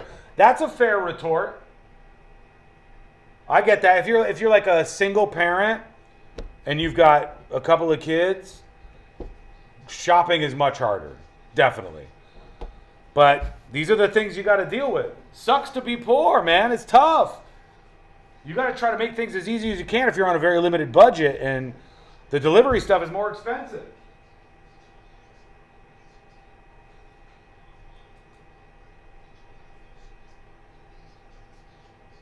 I'm guessing if you are poor and don't have a car, then delivery is better. I mean, maybe, but that has to be over time. If you can get your hands on a cheap car, gas is not shockingly expensive if you live within a close distance of all of these places. You gotta be smart if you're gonna be poor. You have to figure all these things out. You can't waste money.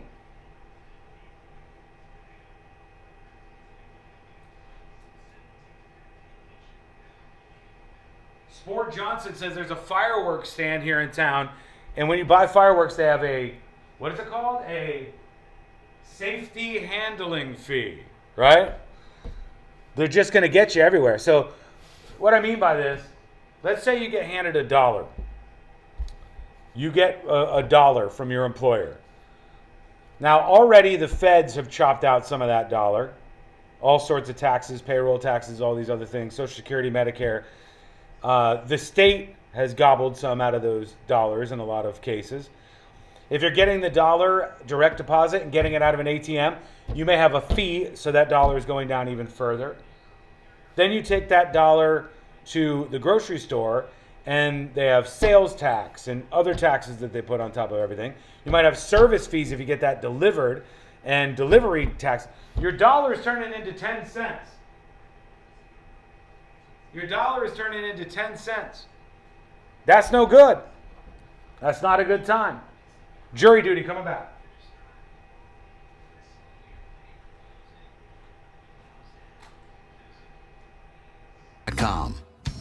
It's the perfect day. You're just driving along, listening to your favorite music, the windows down. There's a cool breeze. Life is good. But wait, hold on a second. You're not wearing a seatbelt? You'd better put that on before that... Uh-oh, too late. Cops everywhere are stepping up enforcement, so you'd better buckle up or you will get caught. Sorry to ruin your day. Click it or ticket. Funded by the Florida Department of Transportation. Cordell & Cordell, Divorce and Family Law. Office in Orlando, 866-323-7529. Joseph Cordell, Principal Partner. Online at CordellCordell.com. That's CordellCordell.com. This earful of Rail Radio is sponsored by R.C. Hill Mitsubishi, Highway 1792 in DeLand.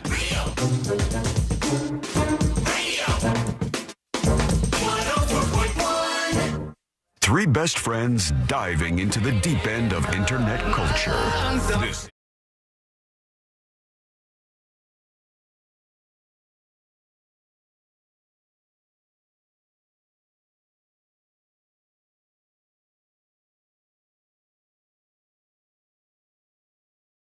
This is hanging out with us. Love hanging out with Fritz on a Wednesday or any other day.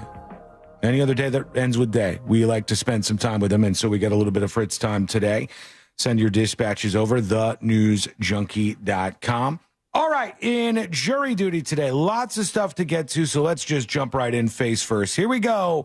Let's do jury duty. Court is now in session, so put your phone down and pay attention before we call the bailiff over to whip your ass. You're now on jury duty with the News Junkie. Jury duty brought to you by the one, the only Mo DeWitt of the DeWitt Law Firm. Injured on the go? Just call Mo. 800-CALL-MO, 800-CALL-MO, 1-800-CALL-MO, or justcallmo.com. Nice guy. After an accident, reach out to the attorney that is going to help you out, is going to take care of you, and is going to treat you right. That attorney, in my estimation, is Mo DeWitt of the DeWitt Law Firm. So give him a call, 800-CALL-MO or justcallmo.com. A trooper pulled over a sheriff, which is always one of my favorite things when law enforcement pulls over other law enforcement. Blue blood, where's it at? Do love to see that. Do love to see when law enforcement pulls over other cops. And honestly, many times you just don't see that. But in this case, the sheriff's officer, Chris West is his name, got pulled over. And then he noticed the guy who was pulling over, and he's like, oh, you're a sheriff around here, right? Now, because of the way the United States and Canada work, I guess he was in a Canadian county when this happened, but the Canadian county trooper recognized the officer, the sheriff that he pulled over, or the other way around, perhaps. And he was like, all right, I'll give you a warning. And then the officer's like, I don't even want a warning. Don't even bother giving me a warning. Why would you pull over me to begin with? It says a dramatic roadside encounter between an Oklahoma City police officer and the sheriff of a neighboring Canadian county has exposed tensions between lawmen on opposite sides of the border. The clash began when Sheriff Chris West was pulled over just days after appearing alongside President Donald Trump in the Oval Office, signing an executive order to unleash law enforcement agencies. They said West was stopped doing 58 and a 45. That's a little steep. 58 and a 45? That's a little bit over the limit there. But was he doing police business, conducting police business? I don't think so, no. And he didn't even claim that in the video that I'm seeing here. Let's listen in. Here's the body cam. So my intent was just to write you a warning. Can I go back and write you a warning? Do you need to? I'd rather not be anything documented. He said, my intent was to just write you a warning. Can I go back and write you a warning? And the sheriff goes, I'd rather not be anything documented. I'd rather not have anything in writing. I don't want anything from you, not even a warning. Nothing documented. So listen, Stanley, I'm not going to call, retrieve, or complain. I'm just saying, from my perspective of another agency, not just the sheriff. He said, I'm not going to call your boss and complain, but I'm telling you from my perspective here. That's not, I don't think that's really the best option. Well, you're on a professional courtesy. Sweet body cam. Professional and courtesy, as you're talking about being, you're as big of a jerk as I've heard you are, so have a better day. He said, you're as big of a jerk as I heard you are. Have a better day. And he leaves the car where this guy was. And tell me that sheriff got out of the car like, what did you say, son? I wish. Show me your ID. Actually given him a ticket. I want to see more of this. Yeah, you gave the guy what he wanted.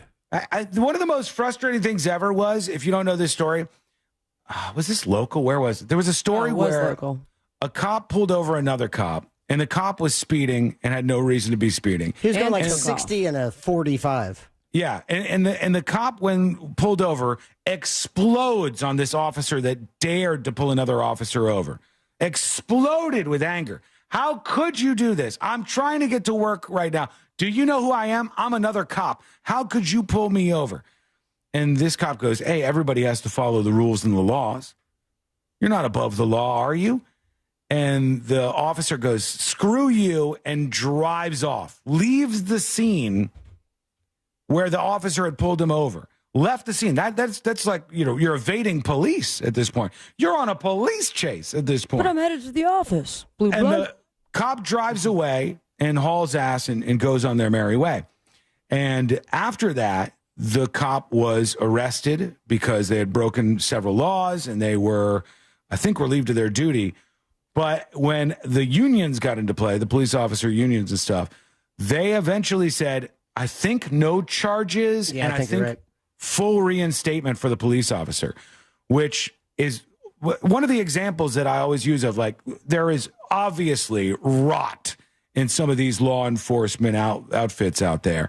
Like, I want to see cops pulling each other over when they're breaking the law. You're not above the law because you have a badge, asshole. That's not how the game is played, or how it should be played at the very least. Most good cops understand that and agree with that. The cop that pulled the other one over should have been given a damn medal. They should have given this person a medal for having the balls to do that. Ball medal. But instead, they ended up reinstated the person. So, like, it just shows you different levels of the judicial system for folks out there. There you go. Those two officers not getting along. What do you think? Let us know. Send us a dispatch over at thenewsjunkie.com. Let's work in a couple while we have some time. Here is this is 2 tickets to Pound Town. What up, news junkies? Hey guys. So you were talking about the concerts being expensive, and I haven't been to a concert in a hot minute. And it's because the prices are sky high. My last concert being Coolio. I think we all remember that one. Next concert, I went ahead and dropped the money, but it was over $300 for 2 tickets. I'm going to see Everclear a little bit later this year. For $300? Everclear. I like Everclear. I ain't paying $300 to see Art Alexakis make his old ass through those songs and try to get through Santa Monica. I'm not paying $300 for that. And if you went to our Coolio concert, sir, you got to see Fritz play with Coolio. Yeah. It was there a awesome. price tag you could put on that? I don't think so. There was no price tag put on it. We, fortunately, there was a price tag. No, there was definitely a price tag. I mean, I paid Fritz for Sappy's Little Helpers, that's for sure. But wait. No, for the guy who went to the show, there was a price tag. He had to pay to get tickets to the event. He's leaving. Oh, Fritz is leaving? Do you want to say bye to the people? He's got to run. Bye, I love you. All right, Fritz. Bye-bye. There he goes. Oh, my God. That's our last encounter with Fritz? That's how it's going to end? Okay, not mine. That's one of my best friends. Is it, though? Oh. All right. There he goes. Fritz is out of here. Bye-bye. I'll leave you there. 2 tickets to Pound Town. We'll just do one more very quickly. Here is so many dispatches coming in. Who's You has a dispatch. Hey guys, I was listening to your extended warranty episode, and you were talking about stealing people's money real easy, but that's why they make RFID blocking wallets now, so you can't just go by someone with a chip on their card and steal their information. But it was a prank. Yeah, the RFID wallets that block that, I guess that's kind of smart, but I don't know how often that's what's going on when people are stealing your credit card info. Just jiggle the things. I do too. Gas pump, I'm moving stuff around, and then... That's smart. Even right in front of the face of the gas station clerk, I'm like, kind of just picking at the card swiper. I'm like, is this thing going to pop off? I do the same thing. You know why I've done that? Because I've had my credit card number stolen twice at least from gas stations that had swipers like that. And I absolutely don't want that to happen again. I think that that's important to stay on top of those things. Contactless whenever possible. It's better. It's easier. And I try to do that as well. Okay, we're going to take a quick break. When we come back, we'll talk about the CEO of a crypto company and the shocking thing that happened to their family. We'll talk about an obituary. We got to read this obituary when we come back. What are the most bizarre obituaries we've seen in 2025? What went down? That is coming up next on the News Junkie. Your chance to win $1,000 in your hand is minutes away on Real Radio 104.1. Brought to you by Mills Air. There's a disabled truck off to the shoulder on I-4 eastbound approaching St. John's River Bridge. An accident's getting cleared up on US 27 southbound before Crump Road. There's a car stopped on the shoulder on State Road 408 eastbound near Severin Boulevard. And traffic's still slowing down on I-4 eastbound between Osceola Parkway and after State Road 535. If you see traffic troubles, call the Valvoline Instant Oil Change traffic tip line at 866-676-8477. From the Traffic Center, I'm James Birmingham. This report is sponsored by Rapid Radio. Rapid Radios are instant push-to-talk walkie-talkies offering national LTE coverage and no subscription ever. A great alternative to a mobile phone for your kids. For a limited time, go to rapidradios.com and you'll get 60% off. Free UPS shipping. Add code radio and get an extra 5% off. This earful of real radio is brought to you by JustCallMo.com. Injured on the go? JustCallMo.com. For more information about contests on this station, go to realradio.fm/rules. Not everyone who handles your personal information is as careful as you are, which might explain why there's a victim of identity theft every 5 seconds in the United States. Fortunately, there's LifeLock. LifeLock will monitor hundreds of millions of data points a second for threats to your identity. And if your identity's stolen, a U.S.-based restoration specialist will fix it guaranteed or your money back. Save 40% your first year with my name, Clay, as your promo code at LifeLock.com. LifeLock. For the threats you can't control, terms apply.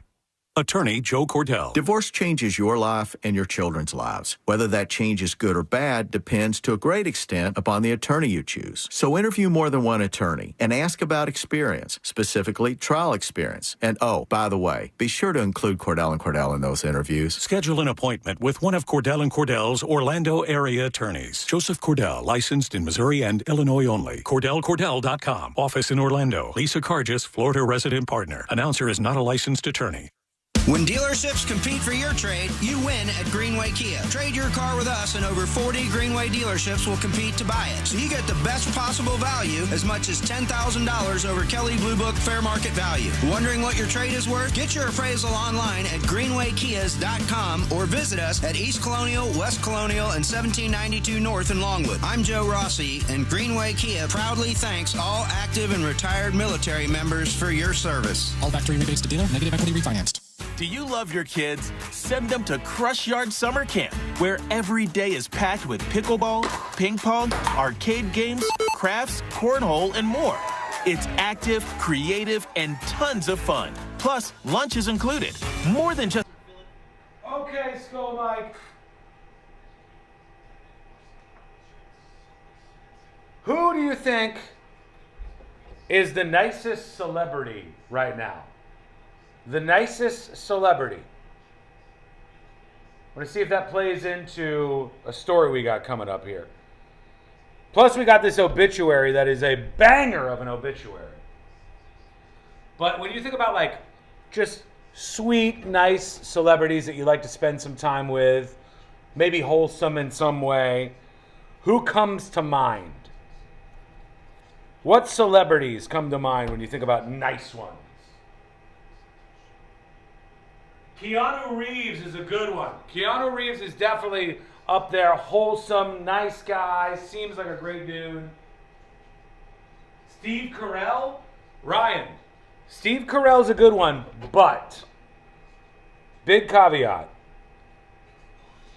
And I don't mean to spoil things here, but Steve Carell seems to have a new contract that says, are you putting me in a TV show? If you're putting me in a TV show, I have a contract stipulation that I must die. All right? That's all I'm saying. If Steve Carell is in a television show, bet your ass Steve Carell is dying in that television show. All right? I'm sorry. I'm just being truthful. If Steve Carell is in a TV show, he's going to die in the TV show. It's going to be sad. Adam Sandler? Oh, Henry Winkler. Henry Winkler is a good one. He seems like such a nice guy.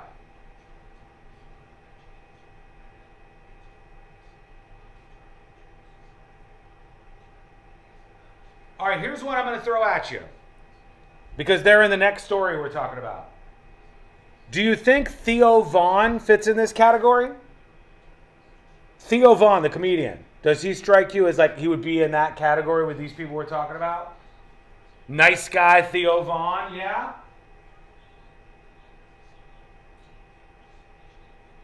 No? Yes? He's MAGA? Who cares if he's MAGA? I said, is he seem like a nice guy? Does he seem like a nice guy? That's the question. Who's that? I think Theo Von seems like a nice dude. I think he seems like somebody having fun being famous. I like that. But he's got a little bit of trouble brewing right now. He's got a little bit of trouble brewing that might change your opinion. We'll see.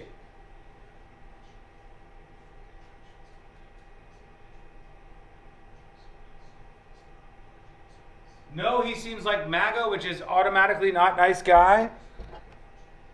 Wow. That is a very unfortunate way to look at the world. Very, very unfortunate. He seems like he's having a good time to me, but question mark, question mark, question mark. I've got a story here. We're coming back in a minute.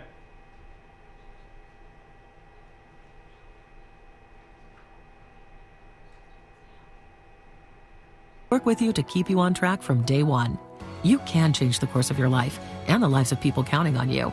Because we believe the better we care for nursing students now, the brighter the future of nursing will be. Galen, the now approach to nursing education. Join us at galencollege.edu. Do you have AC needs? Turn to the experts at Carrier. Go to millsair.com. Live from the JustCallMo.com studios. Got questions after an accident? Just call Mo. Visit JustCallMo.com or dial 1-800-CALL-MO. This is WTKS-FM HD1 Cocoa Beach, Orlando. An iHeart radio station. Make us the #1 preset on your car radio and on the free new and improved iHeart Radio app. Listen for all your music, radio, and podcasts. Free never sounded so good. Now is your chance to win $1,000. Just enter this nationwide keyword on our website. Check. CHECK. Check. That's check. Enter it now on our website at realradio.fm. Good luck. Real Radio 104.1. Story time with the 3 best friends you never knew you had.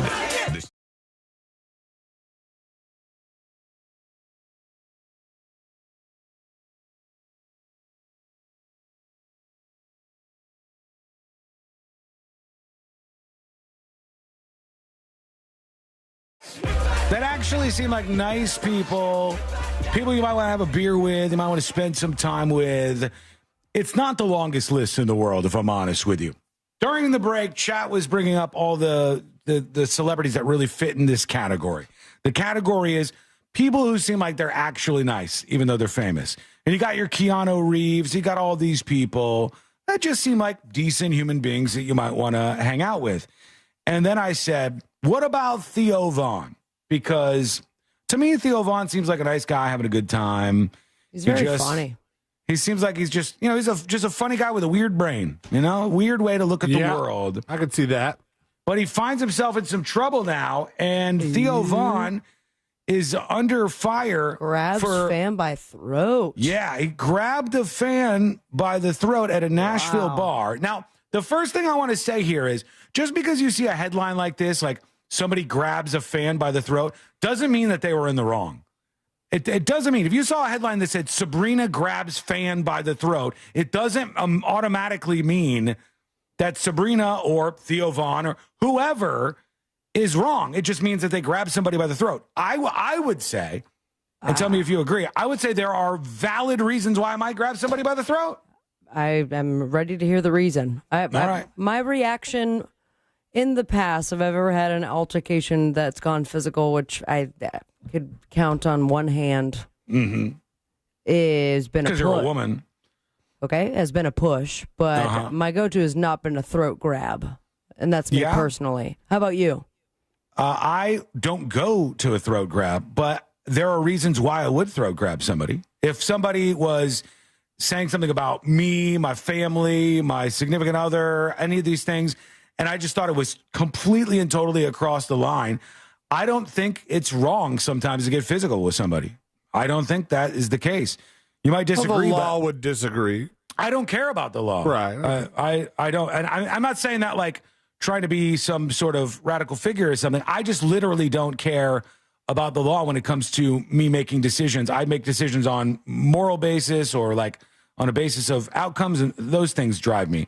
I don't care about the law. Like I would absolutely fundamentally break the law if I thought I was doing the right thing.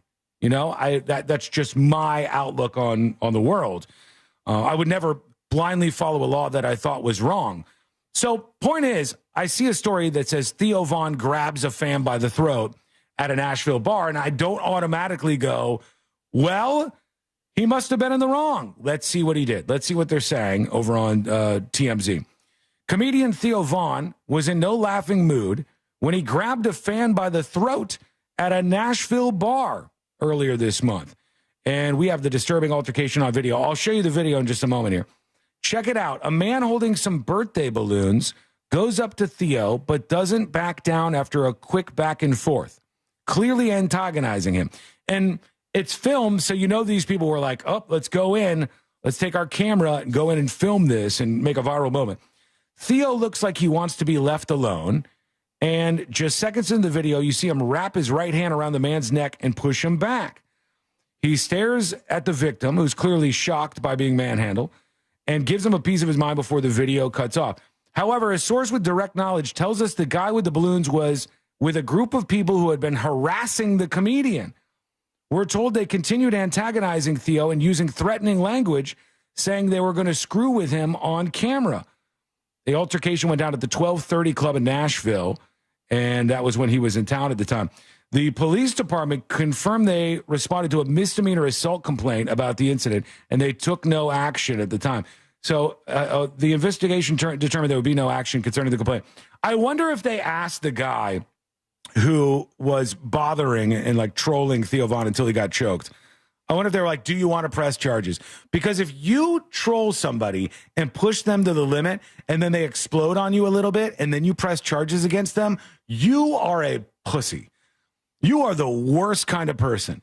The person that's going to like push everything up to the line and then you finally get a response out of somebody and then you go, all right, I'd like to press charges. They touched me. They're not supposed to do that. Let's watch the back and forth. Let's see what happens here. I don't even know if I should play the audio, so I'll mute the audio. We'll watch it and tell you what's going on. There's a guy and a woman that are being filmed. That's an interesting outfit on both their parts. The guy has a whole bunch of balloons in his hand. I'll describe this since you can't see any of this. And he's going up to Theo Von for some reason with these balloons. It says birthday, happy birthday. It's Theo's birthday. He's going up to Theo Von. And he's talking to him. Theo Von doesn't want to be talked to. He Theo keeps Von getting up turned in his around. face. Oh. And he goes, and grabs him by the throat and throws him backwards. Okay. Says something to him. Now I'm curious what he said, but I have no idea what he said.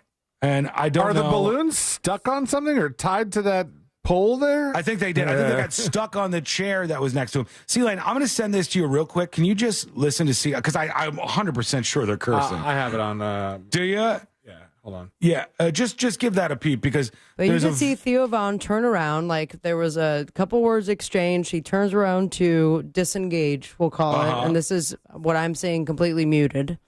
And then the guy keeps talking to the back of Theo Von's head. Then he turns around, throat grab. grabs him in the throat, pushes him backwards a little bit. Nose to nose for a second, where I thought it was going to be a kiss or perhaps physical altercation. I think what happens is a lot of times with celebrities, we'll see these very quick little cut short videos and we'll go, oh my God, Theo, you got to hold it together, man. You can't be treating people like that. This is a fan. You grabbed a fan by the neck. And when I see it, I go, what happened? What was before this? What was going on? Because I hate when you have these students in classrooms that will call their teachers the C word 55 times. And then finally, when the teacher finally cracks under pressure and stress, then they film them and they're like, look at my teacher having a meltdown. This is ridiculous. She should be fired. Those are the vibes I get from this.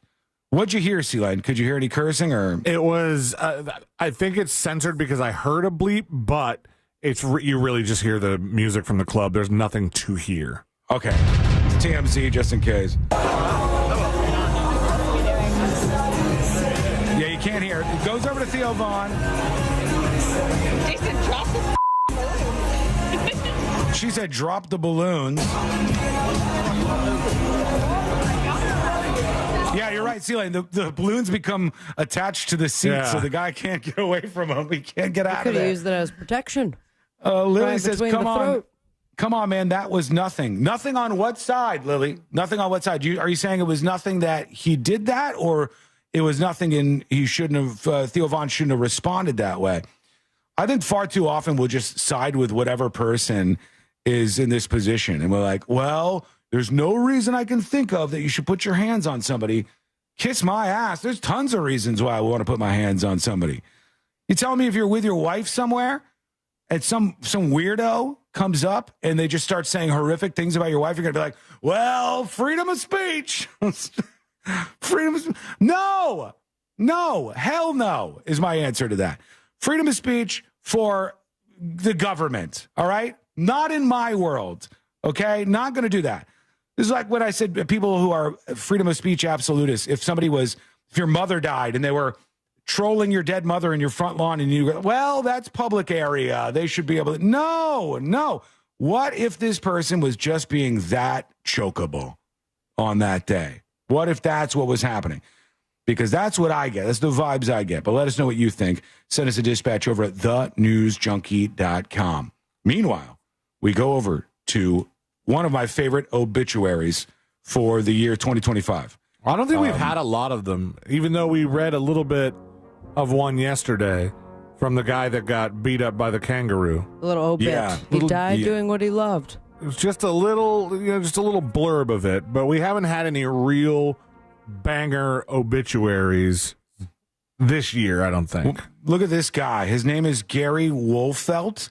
Just the picture makes me like him. I like Gary. I think he seems like a nice guy here. Gary's dead, John. Yeah, he is. He's wearing bib overalls, and he's got a hat on, and he's just having fun in his little photograph here. Are there overalls that are not bib? I don't know. Oshkosh Bagosh are the ones I know of. There's just the old farmer overalls that you button on. Maybe there aren't some. Who knows? But his visitation is coming up on May 19th, and his service as well. If you want to go, if you're in Lafayette, Indiana. Here's his obituary. It says, hello, I am Gary. I am completely dead now, which is a fun way to start off your obituary. I am completely dead now. I am surprised that it took this long to happen. I had several close calls throughout my lifetime. I guess that I was just that lucky that something didn't get me long before now. I had a long series of events and mishaps that looking back should have killed me long ago. Sometime during my grade school years, I was the second baseman on the most losing team in my Little League baseball history. We were 0 for 20. I lost sight of a fly ball in the sun and got beamed right on the forehead. I guess that explains a lot later in life now that I think about it. In my 20s, my sister's horse kicked me real hard in the gut. Any higher and my heart probably would have stopped, he says. Any lower and I probably would have been singing soprano for the rest of my life. In my 30s, God, this guy's got a bad string of luck. I got hit by a car when I was crossing the street. It was my fault as I was crossing against the light. It really knocked me hell-bent for election, he says. What the hell is hell-bent for election? I never heard of that before. That's new for me. That's some really hair-lip the governor kind of talk right there. Hell-bent for election. But I got up and brushed it off and went home with a torn-up coat and kind of sore. Lucky me. In my 40s, I was in the process of tearing down an old, dilapidated building and was trying to tie off a cable when the building came crashing down around me. And a large brick chimney just missed falling on me by about 10 feet. By now, I'm beginning to think that there must be not any more room in heaven or hell for me, so I was just stuck in purgatory for a little while longer. But it continues. He says, in my 50s, I got knocked down 19 stairs at my office by a couple of 100-pound concrete-lined safe, which landed on top of me and pinned me to the floor. Good grief. That one was the worst. I didn't get any body parts broken and no internal injuries, but I couldn't even pick up my own feet to get into bed for a week. Thank goodness for pain-killing drugs. Then he says, in my 60s, I was addicted to pain-killing drugs. Not yet. In my 60s, I fell backwards off a scaffold from 10 feet up and cracked my head on the concrete floor. How did it take this long for him to die? And that's what he's asking. Kind way. He says that one turned out to be a fortunate fall because it forced me to go visit my doctor, who I hadn't seen in 3 years, who said I had prostate cancer. I had just dodged another bullet. But then in my 70s, that treatment failed and I had to have my prostate removed. Then I developed an internal leak that nearly killed me. One more close call late in life, he says. And then he says, eventually he ended up just dying. And now he said he wanted to write this obituary before he was completely dead, as he is now. First of all, I'd like to apologize to anybody who I might have offended or mistreated, especially Anoma Hargis in the 6th grade. I don't know what he did to her, but he wanted to apologize. I don't know. That sounds like a mockable name. Anoma Hargis, he says, I'm sorry. Anoma Hargis? The truth is that I was far from a perfect human, although I did try to learn from my mistakes, he said. I didn't die completely stupid.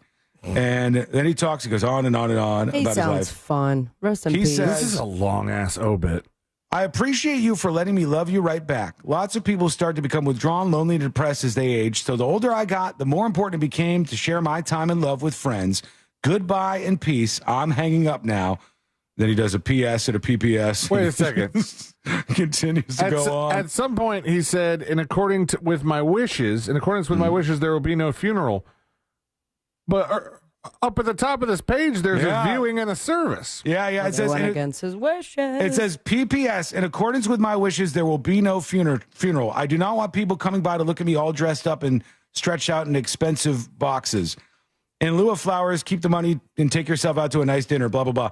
But yeah, he is, and indeed, it says visitation and service coming up on May 19th. Against his wishes, everybody. Gary didn't want this. Well, that's the problem when you have your obit, your self-written obit, so long that you need a TLDR because everybody started yawning. They got bored with all of his stories, and we're like, all right, whatever, just print it, copy paste this thing, and let's plan a funeral for him. That's like burying that you want to be anonymous in a PPS on an email to tips at the news junkie. All right, you got to put it right up on top, make it nice and big, and that way nobody will forget. Bold, even.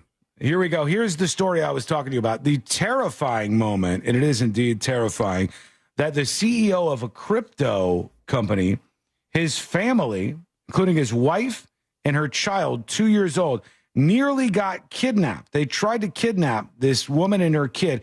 Here's the footage for those of you watching right now. And they're out on the street, and you see them. Here goes the footage. All right. These people appear to have come out of the back of a white van. They've kicked open the back door of a white van, and they've got the woman and then her 2-year-old, and they're trying to kidnap them because the husband is the CEO of a crypto company. They're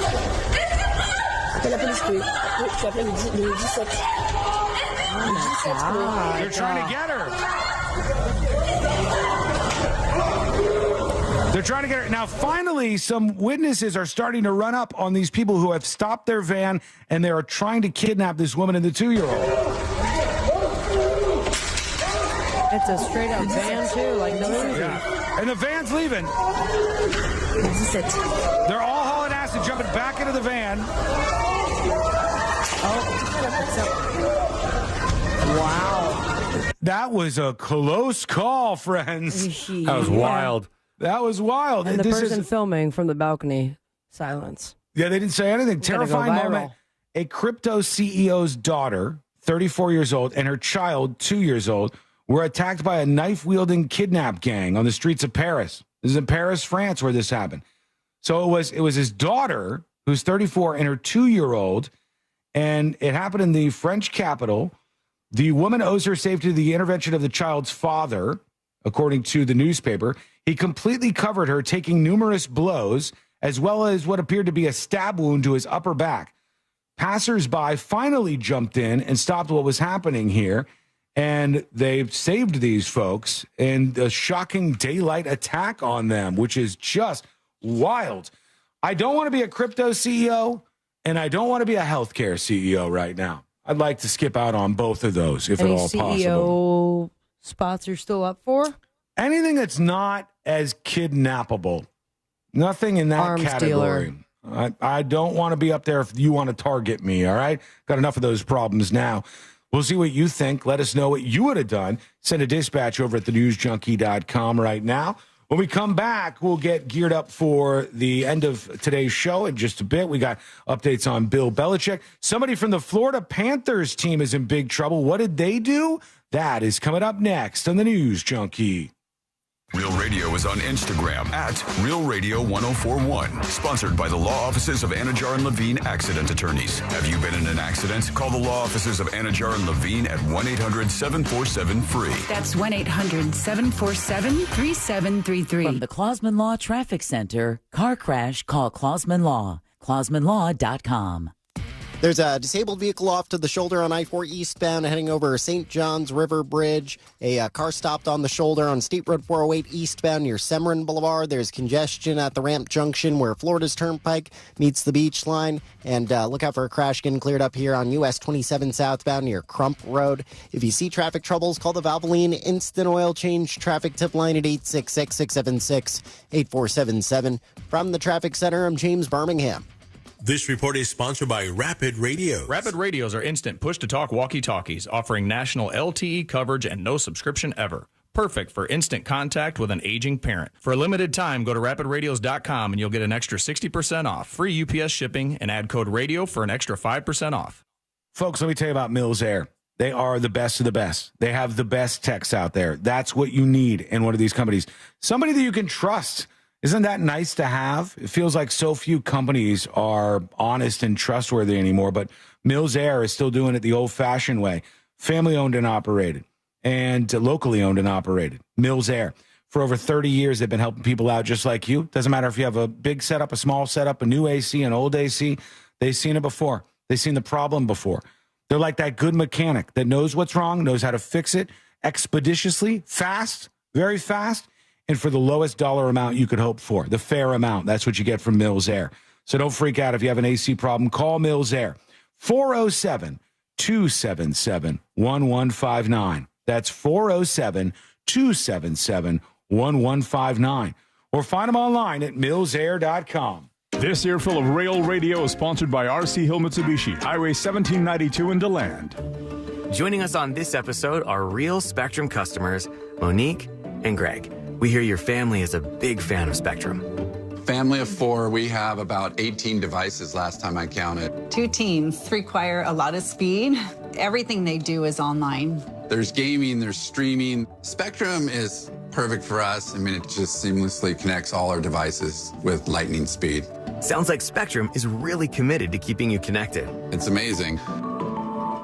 Greenway Greenway Kia proudly thanks all active and retired military members for your service. If you're in the market for a sedan or SUV, we've got the perfect Kia for you. Tariff-free and in stock now. Drive home a new 2025 Kia Sportage for just $299 per month for 36 months with zero due at signing. We want to see you in a Kia. From Greenway Kia, visit greenwaykias.com today. Qualified applicants through KFA include $650 acquisition fee, 10,000 miles per year, 0 security deposit plus tax title license, $899 dealer, and $249.50 doc fee. Expires 6/15/25. Summer barbecue season is almost here, so up your hosting game by replacing your old windows and doors with the latest designs from Renewal by Andersen. One reason, peace of mind. With Renewal by Andersen's Acclaim Impact Windows and Doors, you're investing in a product that not only enhances your home's beauty, but also significantly boosts its safety and value. Sarah says if you're ever in need of windows or doors, please give them a call today. They will most surely give the treatment of excellence 100%. Renewal by Andersen's Window of Opportunity Savings Event is going on now. Buy 2 windows or patio doors, get the third 60% off, plus 0 down, 0 payments, and 0% interest for 12 months. Call Renewal by Andersen today for your free design consultation. It's simple. Dial pound 250 from your cell phone. That's pound 250. Say the keyword best windows and be connected in seconds. You will have the option to receive a one-time auto dial text message from iHeartMedia, official partner of the Tampa Bay Buccaneers. License number CGC 1527613. Get this. Joey and me were supposed to go to this concert next week, right? But then something terrible happened. Joey was driving without a seatbelt. But he didn't wreck. No, he got pulled over. Now Joey has to pay for a seatbelt ticket instead of a concert ticket, and I have to go by myself. How lame is that? So Joey, if you're out there, you're an idiot. Wear your seatbelt or you'll get a ticket. All across the country, cops are cracking down. Click it or ticket, day and night. Funded by the Florida Department of Transportation. Why'd I go to the doctor? One day at the firehouse, I was so lightheaded I could barely stand. Even my crew noticed. Getting checked out was the right call. Turns out I have atrial fibrillation, which increases the risk of stroke about 5 times. Symptoms like irregular heartbeat, heart racing, chest pain, shortness of breath, fatigue, or lightheadedness can come and go. But if it's AFib, the risk of stroke remains. If you have symptoms, contact a doctor. I'm so glad I did. Visit NoTimeToWait.com, sponsored by Bristol-Myers Squibb and Pfizer. Are you an oblivious person hogging the sidewalk like a large dying snail? Do people stuck behind you ask, how do you sleep at night?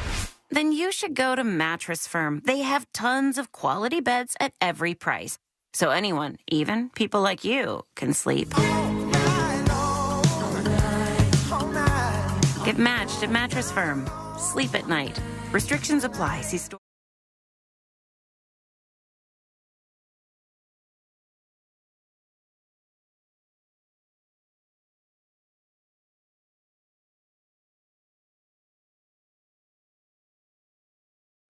Never deal with the insurance companies alone.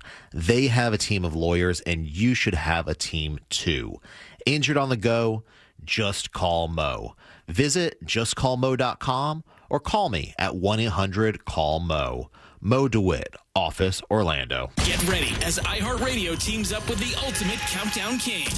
It's Rick Dees, and here's this week's number 1 hit. iHeartRadio and the Rick Dees Weekly Top 40 with 2 exclusive channels. Catch this week's biggest hits as we count down to number 1. Listen to this week's biggest songs with Rick Dees and the Weekly Top 40. Then you can hear all of my legendary countdowns from way back, all commercial free. It's the soundtrack of your life. Search me, Rick Dees, on your free iHeartRadio app and listen now. It's Gatorpalooza, May 17th and 18th. Only at Gatorland. Now is your chance to win $1,000. Just enter this nationwide keyword on our website. Check. CHECK. Check. That's check. Enter it now on our website at realradio.fm. Good luck.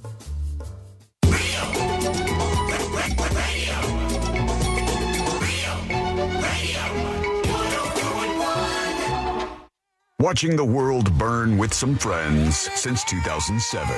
This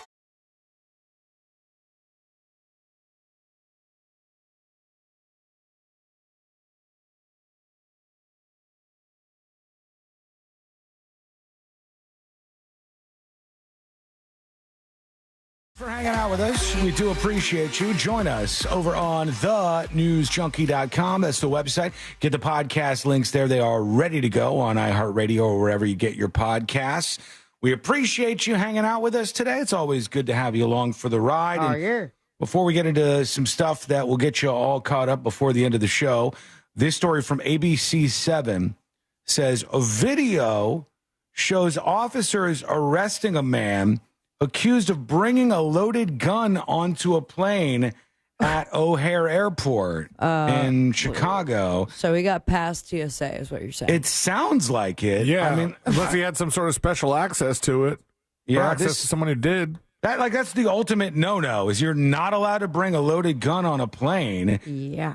Besnik Ismailaj, allegedly able to get a gun past security.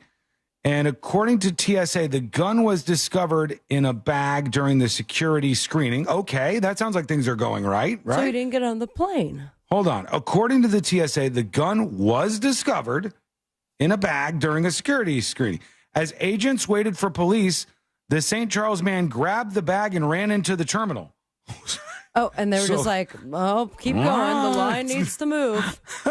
Did he find a loophole in our security apparatus? What's happening Just here? book it? Body camera video shows the moment he was arrested. He's charged with a misdemeanor, accused of bringing a loaded concealed firearm on the plane. I guess this is the moment. I guess this is like when they went on the flight. Stay by the dump button because I haven't heard this yet. I've just brought this up here. Ready to dump. How you doing, sir? How you doing, sir? Where's the gate agent? How you doing? Can we talk to you for a second? Where's your First class, huh? Where's your backpack? Oh, right here. Oh, okay. Just go, please. I'll need to stay there for a second. Yeah, where's your backpack is right. That's a key thing. Where's the backpack that you brought along with you? How did he get on the flight? He hauled ass, and then I guess the plane was boarding.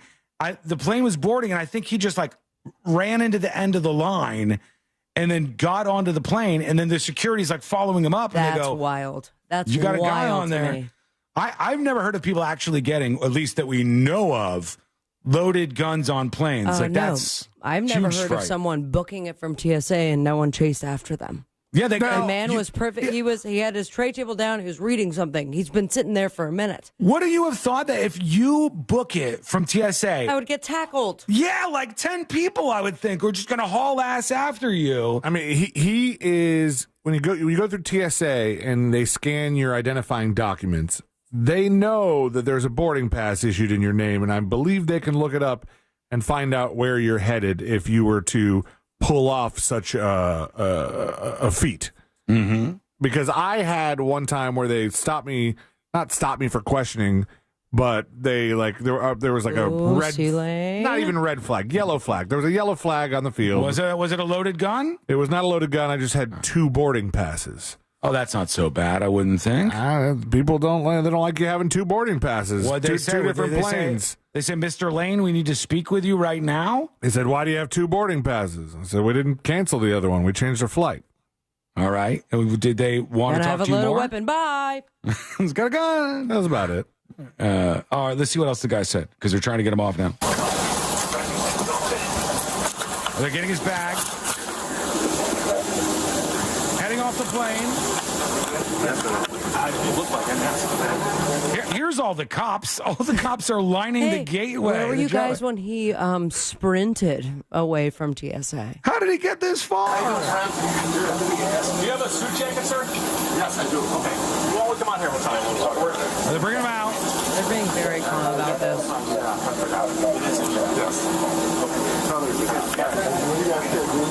All right, he said it is in here. It is in here. Oh, they're cuffing his ass now. What was the plan, man? Oh, they're hauling him out of here. What could the plan possibly have been? I'm just baffled that he got as far as he did, like sitting on the plane with all of that, booked it after TSA, and now we have 14 cops in the gateway ready to do what? That's very concerning. He could have shot up the plane already. Like, I'm glad they got him and all, but they should have gotten him before. Where's the part, like, that they're pulling people aside. Or, you put your bag through the x-ray and you, God forbid, you have a, hand warmer.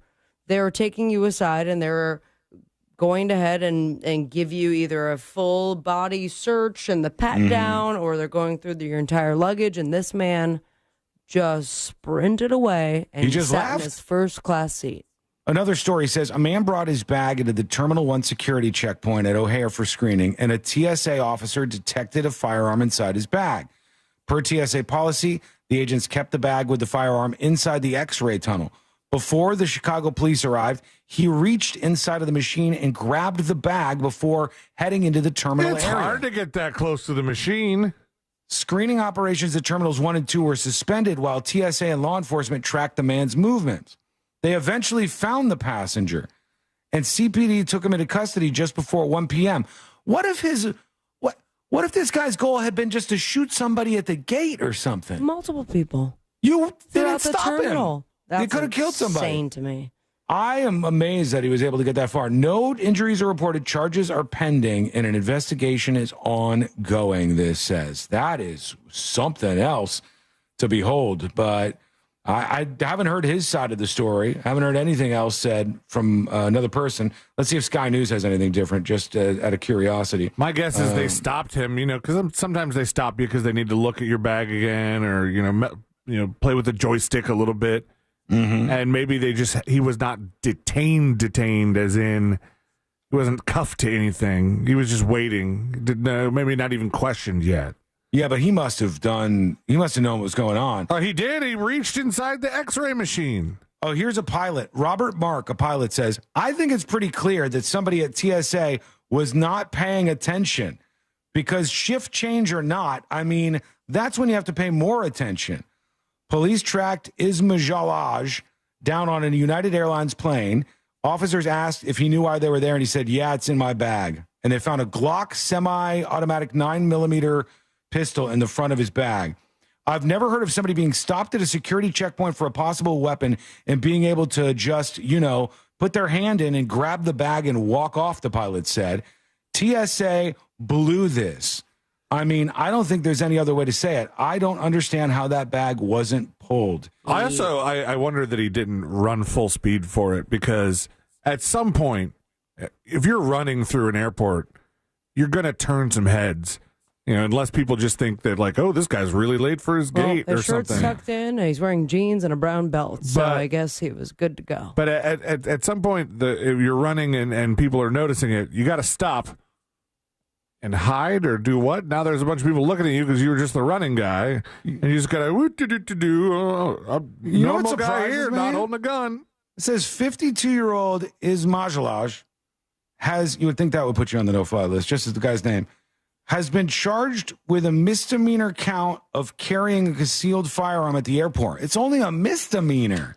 He only got charged with a misdemeanor? Well, and it said carrying... Oh, this says at the airport. An earlier story said misdemeanor count of carrying a concealed firearm onto a plane, which made me wonder if he had just stayed at the terminal or stayed at the gate and not gotten on the plane, would it have been a lesser charge? Yeah, but are we all in agreement right now that this charge is too small? Absolutely too small. One, that he got as far as in the plane, but two, every single year we go through all the stuff that TSA has banned. This guy goes right through and is very aware. It is clear that he knows what he brought in his backpack and kept going. That's weird. Is he blacklisted from the other flights? When it comes to the internal, can you fly? It doesn't say. I would be okay with it. If you try to bring a gun through TSA, TSA flags the gun, you grab your bag and your gun and run and get on a plane, I'm going to go ahead and assume that you were going to launch an attack on that flight. I'm going to assume that you were up to no good. I don't want you flying anymore, buddy, because you were this close.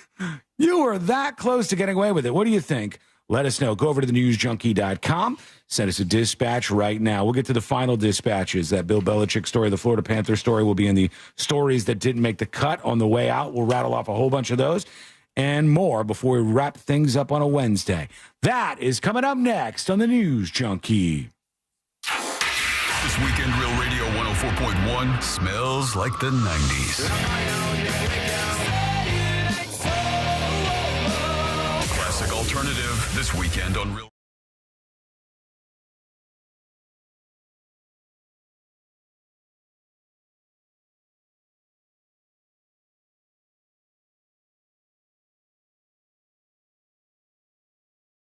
Temperatures will climb to right around the upper 80s for most of us, and we'll see a high of 88 degrees in Orlando. As we head throughout the end of this week, temperatures will continue to climb, approaching the mid-90s by Friday. Highs approaching even the mid and upper 90s by this weekend, and especially into early next week. We'll stay hot and dry through at least middle parts of next week. From the Fox 35 Storm Team, I'm meteorologist Jessica Dobson. This report is sponsored by Rapid Radios. Rapid Radios are instant push-to-talk walkie-talkies offering national LTE coverage and no subscription ever.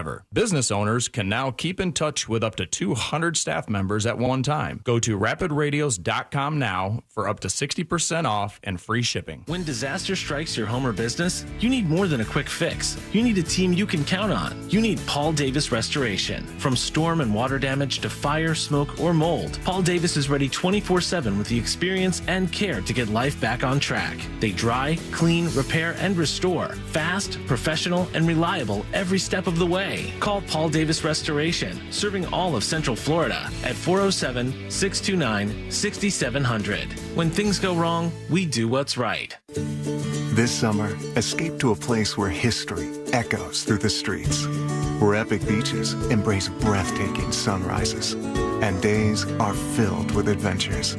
From the historic charm of Old St. Augustine to 42 miles of scenic coastline in Ponte Vedra and the beaches, every moment brings a perfect blend of exhilaration and rejuvenation. Start your summer getaway now at floridashistoriccoast.com.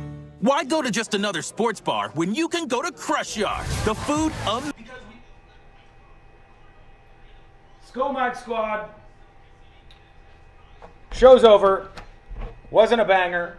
Sorry. 3 out of 10.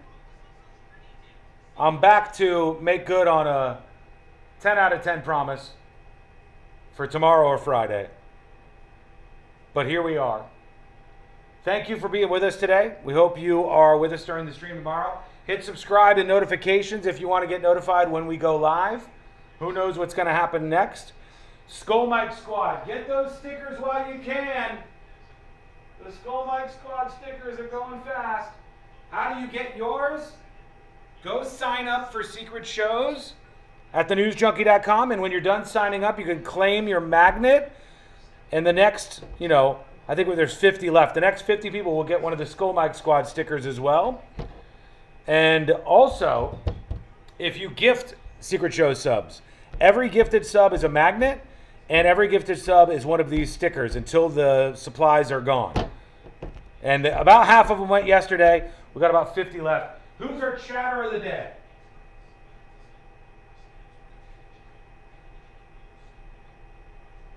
Nominees for chatter of the day. Mr. Predicto, is tomorrow's show going to be better than today?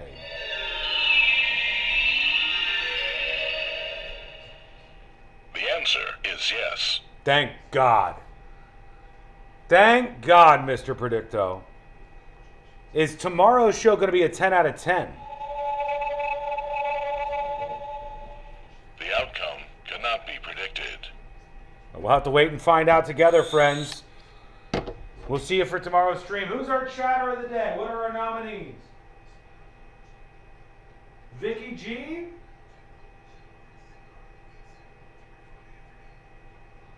Grumpy Sean? Owen, chatter of the day. Owen, was Owen even in chat? I didn't see Owen in chat. I just know Owen got our attention to play for him for Fritz on the Street and won. If Owen is in chat, make sure you email me, buddy.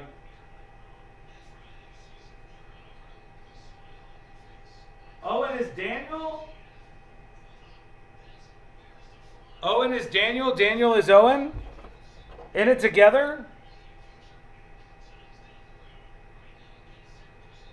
Who's Daniel? Is Daniel the band guy? The guy that I banned? That dude's perma-banned.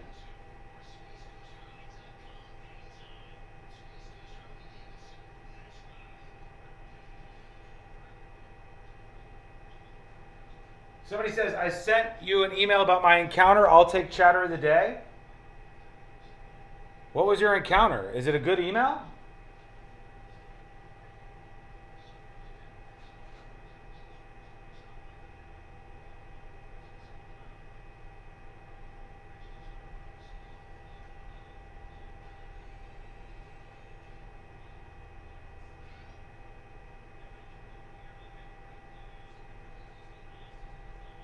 I'll tell you who's chatter of the day. Ladies and gentlemen, they said it couldn't be done. His haters called him the worst chatter of all time. His haters said that nothing that he posts is worthy of your attention. His haters have crowned him the worst chatter in the world. But I say no. I say you can't say that about him around me. Because Snoop Frog is today's chatter of the day. Congratulations, Snoop Frog. You did it. You did it. Okay, folks. We're back to wrap it up. Sorry the show sucked today. Banger show coming tomorrow. Hopefully I can really hit one out of the park.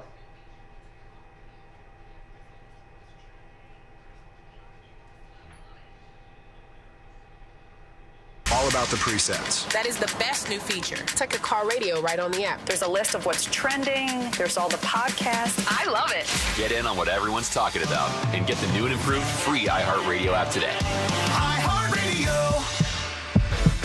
Get big summer flavor in every bite with the new DQ Summer Blizzard Treat menu. Featuring new Mixing Bowl mashup, fan-voted s'mores, and more. For a limited time, right now at DQ. Happy tastes good. At participating locations. We're with Bridget, whose husband won't be home for months, and whose daughter is due any day.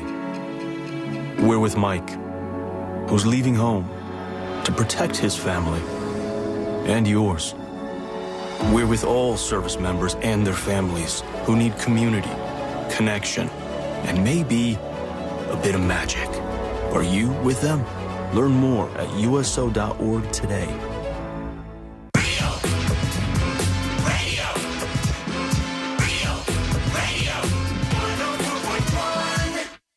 On a constant quest to stay calm, like that bear in the hammock.